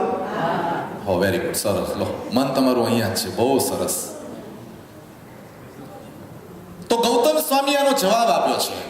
કેસી સ્વામીના 500 સાધુઓ આમ જિજ્ઞાસુ લઈને બેઠા છે કે શું જવાબ આપશે. અને આ બાજુ ગણધર ગૌતમ સ્વામીના બધા શિષ્યો બેઠા છે કે હમણાં ગણધર શું બોલશે. ભગવાન મહાવીર પાસે જેને નોલેજ લીધું છે, વર્ષો સુધી જેને ભગવાનની બાજુમાં આસન જમાવીને બેઠા છે, એવા ગૌતમ સ્વામી મને બહુ ગમે, મારા પ્રિય. કોઈ કે ને કે તમને બધા 24 તીર્થંકરમાંથી કયા ભગવાન ગમે, તો પછી હું નામ આપું, પણ ગણધર ગૌતમ સ્વામીનું નામ પહેલા આપું. ગણધર ગૌતમ સ્વામી મને બહુ ગમે. બોલો, પૂછો કારણ પૂછો. હા, કારણ પૂછો ભૂપેન્દ્રભાઈ, કેમ ગમે? મેં વિચાર્યું કે ચલો ઋષભદેવ જેવા બનીએ આપણે, બરાબર છે. હવે ઋષભદેવ જેવું બનવા માટે કેટલા ટાઈમ સુધી ગોચરી જાય અને મળે નહીં. આપણાથી સહન થાય? આપણાથી સહન થાય? એટલે મેં વિચાર્યું કે ઋષભદેવ જેવું કાંઈ આપણાથી થાય એવું લાગતું નથી. મારો ચોકડી, આપણે ઋષભદેવ નહીં બની શકીએ. પછી શાંતિનાથ ભગવાનનું જીવન ચરિત્ર વાંચ્યું. પછી એમ થયું કે લો શાંતિનાથ ભગવાન જેવું બનીએ. પછી ખબર પડી કે ભાઈ કસોટી આવે તો પગ કાપીને મૂકવા પડે, હાથ કાપીને મૂકવા પડે. પારેવાને બચાવવાનું હોય, આવી કંઈક કસોટી થાય તો હાથ પગ કાપે, કાંઈ આપણું કામ ખરું? કેટલું જોરથી બોલે બેન, ના આપણું કામ જ નહીં. લો પછી એમ વિચાર્યું વાંચતા 24 તીર્થંકરોનું જીવન વાંચતા એમ વિચાર્યું કે ચલો પાર્શ્વનાથ દાદા જેવું કંઈક બનીએ. પછી પાર્શ્વનાથ દાદાના 10 ભવ વાંચ્યા અને 10 ભવની અંદરમાં એટલી ભયંકર પરિસ્થિતિ ભગવાનની હતી કે જ્યાં પાર્શ્વનાથનો આત્મા ત્યાં આગળ ધ્યાન કરે ત્યાં પેલો હાથી બનીને આવે કમઠ અને આખા પાર્શ્વનાથને હલાવીને મારી નાખે. 10 ભવ. હું તો કહું છું મહાવીર કરતા પાર્શ્વનાથ ભગવાનને બહુ મોટું કષ્ટ આવ્યું છે. કારણ કે મહાવીર સ્વામીને એક જ ભવની અંદરમાં કષ્ટ આવ્યું છે, જ્યારે પાર્શ્વનાથ ભગવાનને 10 ભવમાં કષ્ટ આવ્યું છે. અને પાર્શ્વનાથ ભગવાનને 10 ભવની અંદરમાં મરણાંતક મરવું જ પડ્યું છે એવા ઉપસર્ગો આવ્યા છે, જ્યારે મહાવીર સ્વામીને મરી જવું પડે એવા ઉપસર્ગ એક પણ નથી આવ્યા. 10 ભવની અંદરમાં પાર્શ્વનાથ ભગવાનને મરી જવું પડે મરણાંતક ઉપસર્ગો આવ્યા છે, અને છતાંય પાર્શ્વનાથ ભગવાન ક્ષમતાપૂર્વક રહ્યો. વેરી વેર લે છે ને પ્રેમી પોતાના પ્રેમમાં ડૂબેલો છે. અને પાર્શ્વનાથ ભગવાન એવી રીતે ઉભા રહ્યા એટલે મને એમ થયું કે ન ખપે હો ભાઈ, આપણે 10 ભવ સુધી શું એક ભવમાં કોઈક મારી નાખે તો હાલતું નથી, તો નહીં ચાલે. એટલે પાર્શ્વનાથ ભગવાનને વંદન કરીને કીધું કે ભગવાન તમે બરાબર છો, હું અહીંયા બરાબર છું, આપણે નહીં થઈ શકે. પછી વિચાર્યું કે હવે છેલ્લે મહાવીર સ્વામીની ટ્રેનમાં ડબ્બો છેલ્લો તો પકડવો પડશે કે નહીં તો ઉપડી જશે ટ્રેન. તો કે એમના 27 ભવનું વર્ણન વાંચ્યું. મહાવીર સ્વામીને કાનમાં ખીલા વાગ્યા, પગમાં ખીર રંધાઈ, ચંડકોશી ડંખ માર્યો, કંઈક થયું. પછી થયું કે ના ભાઈ, આમાં આપણું કામ નહીં. એટલે છેલ્લે પછી કાંઈક તો પકડવું પડે. એટલે ગણધર સ્વામીને પકડ્યા. ગૌતમ સ્વામીનું જીવન ચરિત્ર વાંચ્યું. ગૌતમ સ્વામીને આખા જીવન ચરિત્રમાં એક તસ્સુ માત્ર દુઃખ નથી. તસ્સુ માત્ર કોઈ આમ ખસ એવું પણ કોઈ કીધું નથી. આપણને ખપે કે નહીં એવું? અને આવું ખપે. અને અંગૂઠે અમૃત વસે. હું પ્રવચનમાં પહેલું નામ કોનું બોલું જુઓ, તમને ખબર છે ને, તીર્થંકરનું નામ બહુ બોલતો નથી, કારણ કે આપણું ગજું જ નથી ત્યાં. તો એટલે આપણે સીધું કોને પકડ્યા? સીધા ગૌતમ સ્વામીને ડાયરેક્ટ. કારણ કે રાજા સુધી જવામાં બહુ તકલીફ છે, પણ વચ્ચે જે હોય ને એને જરાક દોસ્તી કરીને તો રાજા સુધી પહોંચાડી દે. એટલે મેં કીધું ગણધરને પકડી લઈએ તો ફટાક કરતા તીર્થંકર સુધી. અને ગણધર ભગવંતને પકડ્યા અને કીધું કે ભાઈ, ગણધરનું ચરિત્ર વાંચ્યું ત્યારે ખબર પડી કે ગૌતમ સ્વામીને માત્ર એટલું જ કીધું બસ કે પ્રભુ તમે મહાન છો ને હું કાંઈ નહીં, હું તમારો સેવક. તહદ્દી કરીને મૂકી દીધું અને ગૌતમ સ્વામીએ પોતાનું મન મહાવીરને સોંપી દીધું. તમે કહો તો રાત, તમે કહો તો દિવસ, તમે કહો બેસી જાઓ તો બેસી જવાનું, તમે કહો તો ઊભા થાવ તો ઊભું થઈ જવાનું. ગૌતમ સ્વામીનો વિષય એક દિવસ હું લઈશ. 8 દિવસની અંદરમાં આપણે ગૌતમ સ્વામીનું એક દિવસ જીવન ચરિત્ર વાંચશું, સાંભળશું અને સમજશું પણ ખરા કે ગૌતમ સ્વામી કેવા હતા. બહુ મજાના હતા. જેના હાથમાં રોજરોજ મૂકે એને કેવો જ્ઞાન આપી દે બોલો. આપણે ક્યાં ગયા હતા એ ટાઈમમાં? મને તો ઘણી વખત થાય કે 50,000 વ્યક્તિઓના હાથમાં રજોરણ મૂક્યા અને એક રજોરણ જેવું મૂકે કેવળ જ્ઞાન ફ્રી. આપણે કહીએ એક ઉપર એક ફ્રી. આ તો અમારા ગૌતમ સ્વામીનો પ્લાન હતો. અમારા ગૌતમ સ્વામીનો પ્લાન હતો કે આ બાજુ રજોરણ લો અને આ બાજુ કેવળ જ્ઞાન ફ્રી, એક ઉપર એક ફ્રી. તો આપણે ક્યાં ગયા હતા? એ દેવલોકની અંદરમાં બેઠા બેઠા નાટક જોતા હશું. દેવલોકની અંદરમાં ક્યાંક જન્મ્યા હશું, ત્યાં નાટક જોતા હશું, તો કાં તો નરકની અંદર મારી પાતા હતો ને કાં તો પશુની યોનીમાં ખાઈ પીને મજા કરતા હશું, અને કાં તો મનુષ્યમાં જન્મ્યા હશું તો ક્યાંક દૂરના દૂર જન્મ્યા હશું, નીચે ક્યાંક ફરખ્યા નહીં. આપણે રહી ગયા. એવા ગૌતમ સ્વામી જવાબ આપે છે. શું જવાબ આપે છે? કેસી સ્વામીને જવાબ આપે છે કે તમે મારો મનનો સમાધાન માટેનો પ્રશ્ન પૂછ્યો છે કે મેં મારા મનને કેમ શાંત બનાવ્યું છે, મેં મારા મનને કેવી રીતે વશ કર્યું છે, ત્યારે એ જવાબની અંદરમાં લખે છે ધમ્મમ શિખાય કંથગમ. આ શ્લોકની અંદરમાં જવાબ આપે છે કે ધમ્મમ શિખાય કંથગમ. કંથગમ એટલે ઘોડો, શિખાય એટલે શિક્ષા, ધમ્મમ એટલે ધર્મ. હે કેસી સ્વામી, મેં ધર્મની શિક્ષા દ્વારા, ધર્મની લગામ દ્વારા, તપસ્યા લગામ દ્વારા, સંયમની લગામ દ્વારા, સ્વાધ્યાયની લગામ દ્વારા, સમર્પણના ભાવ દ્વારા, પ્રભુની ભક્તિ દ્વારા મારા મનને એટલું બધું વશ કરી દીધું છે કે ભગવાન સિવાય મને હવે કાંઈ દેખાતું નથી, આત્મા સિવાય મને કોઈ વિચાર આવતો નથી, મારા સંયમ સિવાય મને સપનામાં કાંઈ દેખાતું નથી, મને મોક્ષના સુખ સિવાય હવે મને કાંઈ અનુભવ થતો નથી. મારું મન સંપૂર્ણ આત્મામાં અને પરમાત્મામાં સમર્પણ થઈ ગયું છે. એટલા માટે મારો આ તોફાની ઘોડો શાંત થઈ ગયો છે. મન ક્યાંય ઠરશે નહીં, પ્રભુના ચરણમાં ઠરશે. પ્રભુ કહે છે તમારા મનને તમે સ્વાધ્યાયમાં રાખો, તમારા મનને તમે ધર્મમાં રાખો, તમારા મનને તમે તપસ્યામાં રાખો, તમારા મનને કંઈક ને કંઈક આવા ધર્મના અનુષ્ઠાનમાં રાખો તો તમારું મન ક્યાંય જાશે નહીં, ઊભું રહેશે તેમને તેમ. પહેલી વાત, તમે તમારા મનને આત્માનો આસ્વાદ ચખાડી દો. આત્માનું સુખ કેવું છે એક વખત એની બરાબર જણાવી દો, પછી મન છે ને ત્યાંથી જાશે નહીં, એ ચીપકી જશે. એક કોઈ સારી વેરાયટી ખાધી હોય, બહુ સરસ મજાનો પેંડો ખાધો હોય કે બહુ સરસ મજાની કોઈ વસ્તુ ખાધી હોય અને પછી 5 વર્ષ પછી પાછો તમને કોઈ પેંડો આપે, કોઈક ગામનો, બીજા ગામનો, ફેમસ થયેલો ન હોય, અને એ પેંડો આપે ત્યારે તમે જેવો જીભ પર મૂકો ને પછી તમારું મન તરત જ કહેશે પેલો જે ખાધો તો ને, પેલો. કે 5 વર્ષ પછીની વાત કરું છું. 5 વર્ષ પછી પણ તમારા મનની અંદરમાં એ પેંડાનો શું હોય છે? ટેસ્ટ હોય છે. જેટલા પણ દુનિયાના પેંડા ખાઓ પણ એ પેંડા જેવો નહીં એવું તમારું મન બોલશે. કારણ કે તમારા મનની અંદરમાં એક વખત ટેસ્ટ લઈ લીધો છે અને પછી બીજો ટેસ્ટ આવે ત્યારે કહો છો કે એના જેવો નહીં. બસ એમ કહે છે પરમાત્મા, એક વખત આત્માનો ટેસ્ટ તારા મનને તું ચખાડી દે, પછી દુનિયાના બધા સુખો મળશે તો પણ કહેશે આત્માના સુખ જેવું ક્યાંય સુખ, આત્માના આસ્વાદ જેવું ક્યાંય સુખ નહીં. હું ભોગવું છું પણ એમાં આનંદ નથી, એમાં જોઉં છું પણ મને સુખ નથી લાગતું, હું જમું છું પણ એમાં આસ્વાદ નથી આવતું. કારણ કે આત્માનું સુખ ચાખી લીધા પછી દુનિયાનું સુખ એને ફિક્કું લાગે છે. એટલે પહેલી ઘટના છે, તમારા મનને ક્યાં લગાઈ જાઓ? આત્મા પાસે. મનને ક્યાં લગાડો? આત્માની અંદર. હવે નથી લાગતું તો બીજો રસ્તો કે ભાઈ એમ કઈ આત્મા મળી જાય. કેટલાક લોકો મને મળે છે, હું આંખ બંધ કરું મને આત્મા દેખાય. મેં કીધું હવે શું ઊંધી ચત્તી વાતો કરે છે, કોઈને નથી દેખાતો, ક્યાંય જાતા નહીં, કોઈ મોહમાં ફસાતા નહીં, કોઈ આવા પંથની અંદરમાં દોડા દોડી કરતા નહીં, કોઈની આત્મા મળતો નથી. તમારો આત્મા તમને જ મળશે ને કોઈની તાકાત નથી કે હાથ મૂકે તમને આત્મા દેખાઈ જાય. તો મહાવીરે બધા ઉપર હાથ મૂક્યો હોત આત્મા દેખાડી દીધા હોત. કાંઈ નથી, બધી જ વાતો છે. મનને ક્યાંય પણ પ્રલોભનની અંદરમાં લઈ નહીં જતા.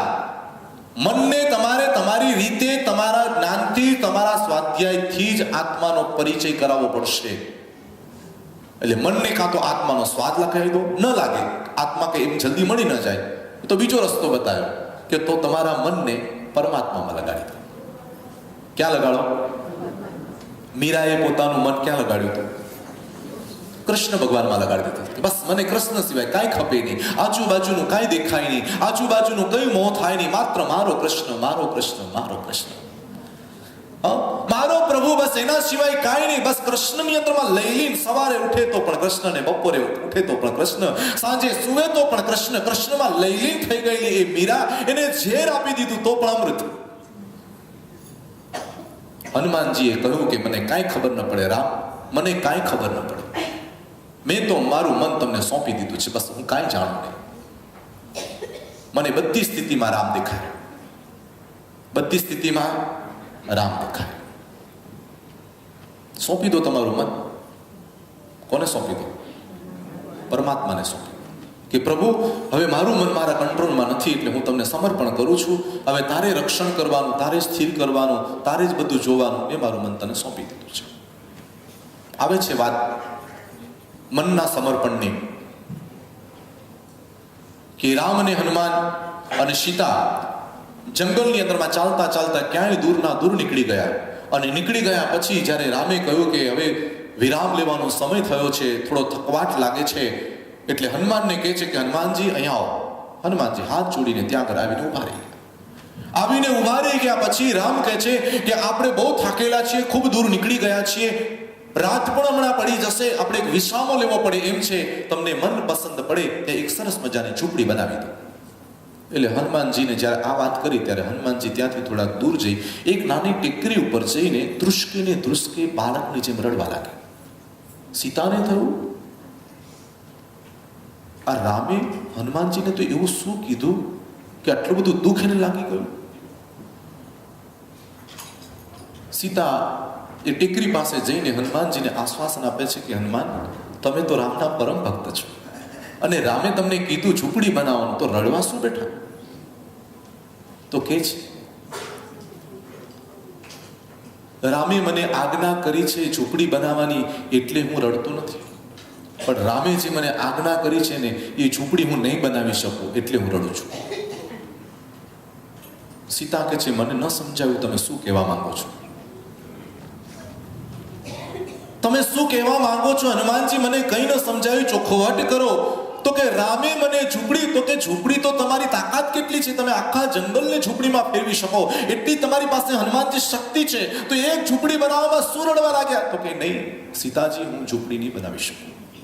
તો કે કહો તો ખરા, કેમ નહીં બનાવી શકો? તો કે રામે તમને કઈ સોનાની ઝૂંપડી થોડી બનાવવાની કીધી છે, કે ચાંદીને હીરા મોતીની ઝૂંપડી? તો કે ના, હીરા મોતીની કીધી હોત તો હું બનાવી દેત, ચાંદીની કીધી હોત તો બનાવી દેત, સોનાની કીધી હોત તો પણ હું બનાવી દેત, પણ રામે મને જે ઝૂંપડી કીધી છે હું નહીં બનાવી શકું. તો કહો તો ખરા કે કઈ ઝૂંપડી બનાવીને કીધીને તમે ના કહો છો અને રડી પડ્યા છો. મનનું સમર્પણ થાય ને ત્યારે આવું થતું હોય છે કે ગુરુ આજ્ઞા કરે અને શિષ્યનો એનું પાલન ન કરી શકે, ત્યારે શિષ્યની આંખમાં આંસુ આવે કે ગુરુ ભગવાન, તું તમારી આજ્ઞાનું પાલન નથી કરી શકતો.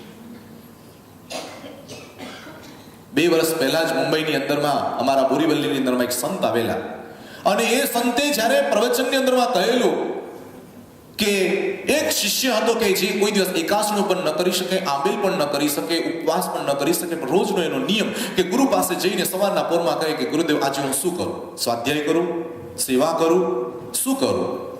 તો ગુરુ એને રોજ એક આજ્ઞા કરે કે તારે આજે આ કરવાનું, આજે મૌન લઈ લે, આજે આ કરી લે, તે કરી લે. પણ એને ખબર છે કે ગુરુને પણ ખબર છે કે મારાથી તપસ્યા થતી નથી, એટલે મને ક્યારે તપસ્યા કરવાનું નહીં કે, એ પણ ખબર હતી, પણ એનું સમર્પણ જોરદાર હતું કે જે કે તો કરવાનું જ. એક દિવસ ગુરુએ કહ્યું, વત્સ આજે તું આંબેલ કર. જી ગુરુદેવ, હું આંબેલ કરીશ.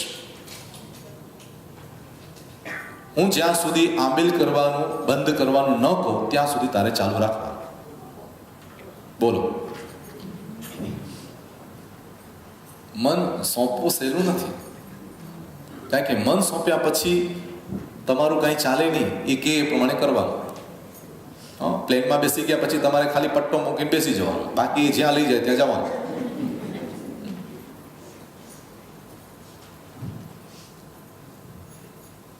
હવે એક દિવસ થયો, આંબેલ થઈ, બીજો દિવસ થયો, આંબેલ થઈ, ત્રીજો દિવસ થયો, આંબેલ થઈ, 2000 આંબેલ થયા. તમારે દર્શન કરવા હોય તો મુંબઈ આવો ત્યારે મળજો, હું તમને કહીશ કે અત્યારે ક્યાં બિરાજે છે.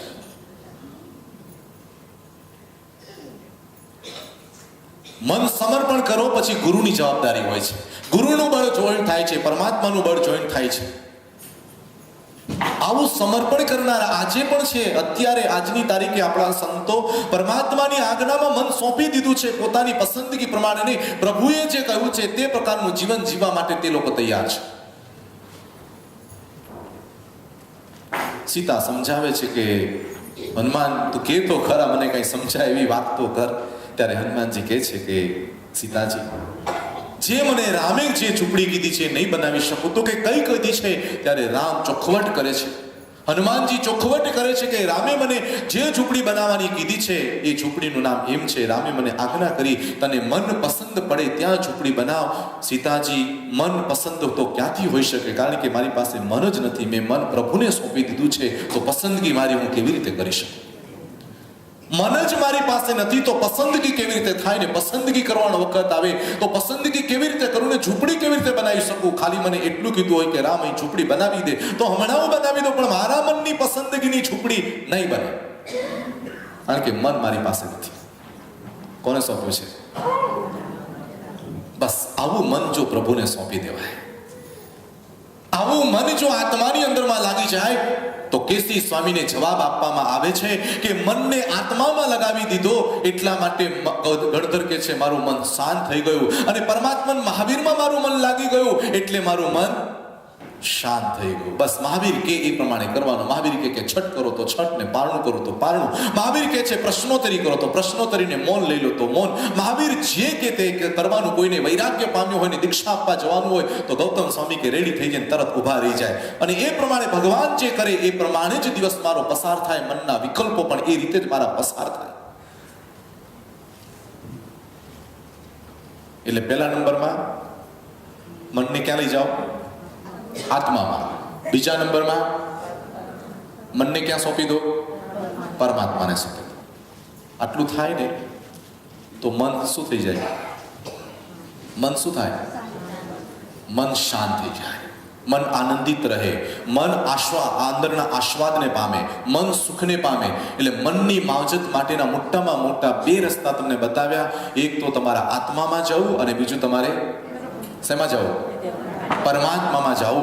અને જે પણ પ્રસંગોને જે પણ પરિસ્થિતિ તમારી સામે આવે હળવાશથી લઈ લેવાની. આવું જ હોય. દરિયો હોય ને ત્યાં ભરતી ઓટ હોય ને હોય, ઝાડ હોય ત્યાં વસંત પાનખર હોય ને હોય, અને જીવન હોય ત્યાં સુખ અને દુઃખ. બોલો તો ખરા. હા, હોય, બધું હોય, આમ જ હોય. અહીંયા સાગર હોય ને એમાં તમે કહો છો ભરતી ઓટ ના આવે તો કે આવે. ઝાડ હોય ત્યાં વસંત પાનખર તો કે આવે.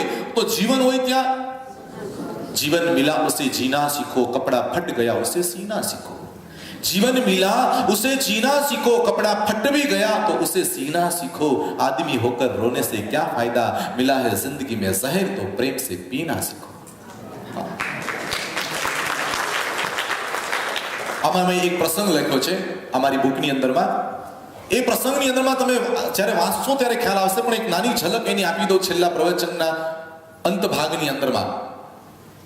કે એક નાટક લખવા વાળો 6 મહિના સુધી નાટક લખે છે. ટેબલ ઉપર કાગળ લખતો જ જાય છે, પછી ફેર કરે છે. ફેર થયેલું નાટક કબાટમાં મૂકે છે.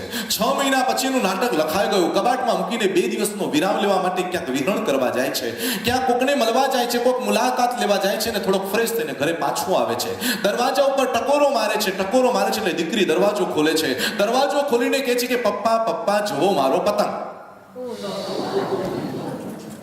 શું કે છે? પપ્પા મારો પતંગ જુઓ. અને નાટકના લેખક એ જોવે છે પોતાનું નાટક, એક કાગળિયા ફાડીને શું થાય?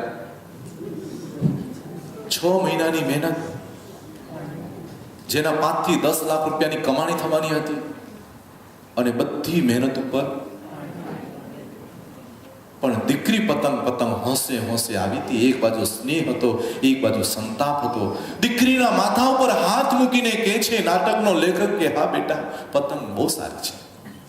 બેટા પતંગ બહુ સારી છે, બેટા પતંગ બહુ સારી છે. એને પંપાડીને બોલે છે. અંદરમાં પીડા છે કે મારું 6 મહિનાની મહેનતનું નાટક પતંગમાં ફરી ગયું. સાંજના 4 વાગ્યા, 4:30 વાગ્યા, 5 વાગ્યાનો સમય થયો ને દીકરી આંગળી પકડીને બાપાને કહે છે કે પપ્પા ચાલો મારો પતંગ ઉડાડવા. પપ્પા સીડી ચડે છે. પોતાનું જ નાટક પતંગના રૂપમાં આકાશમાં ચડાવે છે. આકાશમાં ચડેલું એ નાટક પતંગનું રૂપ ધારણ કરીને પતંગ ઊંચે ચડી ગઈ, અને પતંગ ચડાવી પછી બાપ દીકરીને આપે છે કે બેટા લે આ તારી પતંગનો દોર.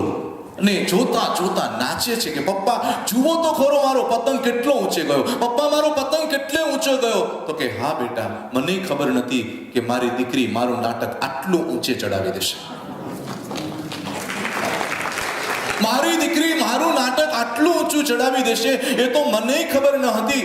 મને એમ કે મારું નાટક આમ જશે, પણ મારું નાટક આમ ગયું અને આમ લઈ જનાર બીજું કોઈ ન હોય, મારી દીકરી હોય. બેટા, મારું નાટક તે આકાશે પહોંચાડી દીધું. બહુ ખુશીની વાત છે. ઘટના દુઃખની હોય છે, પણ વળાંક જો લેતા આવડે તો દુઃખની ઘટના પણ સુખની બની શકે છે. દુઃખની ઘટના, સંતાપની ઘટનાને પણ એક સમાધિમાં ફેરવી શકાય છે. પરિસ્થિતિ ગંભીર હોય છતાં પણ એ પરિસ્થિતિને હળવી બનાવી શકાય છે. હોય, હશે, ચાલશે, વાંધો નહીં. આમ થઈ ગયું, દૂધ ઢોળાઈ ગયું, કાંઈ વાંધો નથી. આ ગ્લાસ ફૂટી ગયો, કાંઈ વાંધો, તમને વાગ્યું તો નથી. એટલી હળવાશથી તમને ડોલરની નોટો દીકરાએ ફાડી નાખી, કાંઈ વાંધો નહીં બેટા, ભલે ફાડી નાખી. હા, નોટો ફાડી નાખે બેઠો બેઠો પલંગ પર, ચાલે? હા, નવો ડ્રેસ લીધો અને દીકરો કાતર મૂકી દે, ચાલે? હા, ચાલે? બોલો તો ખરા. શું ધર્મ સમજ્યા છો તમે? ખાલી ધર્મની વાતો જ કરો છો. આવી કંઈક વાતો મારા મનના માવજતના પુસ્તકમાં મેં મૂકી છે. બહુ પુસ્તક અલ્પ છે, લાવ્યો નથી, પણ ભૂપતભાઈ એ બાબતમાં તમને પ્રકાશ પાથરશે ને જણાવશે કે કઈ રીતે તમે પ્રાપ્ત કરી શકશો. તો ચોક્કસ આ મનની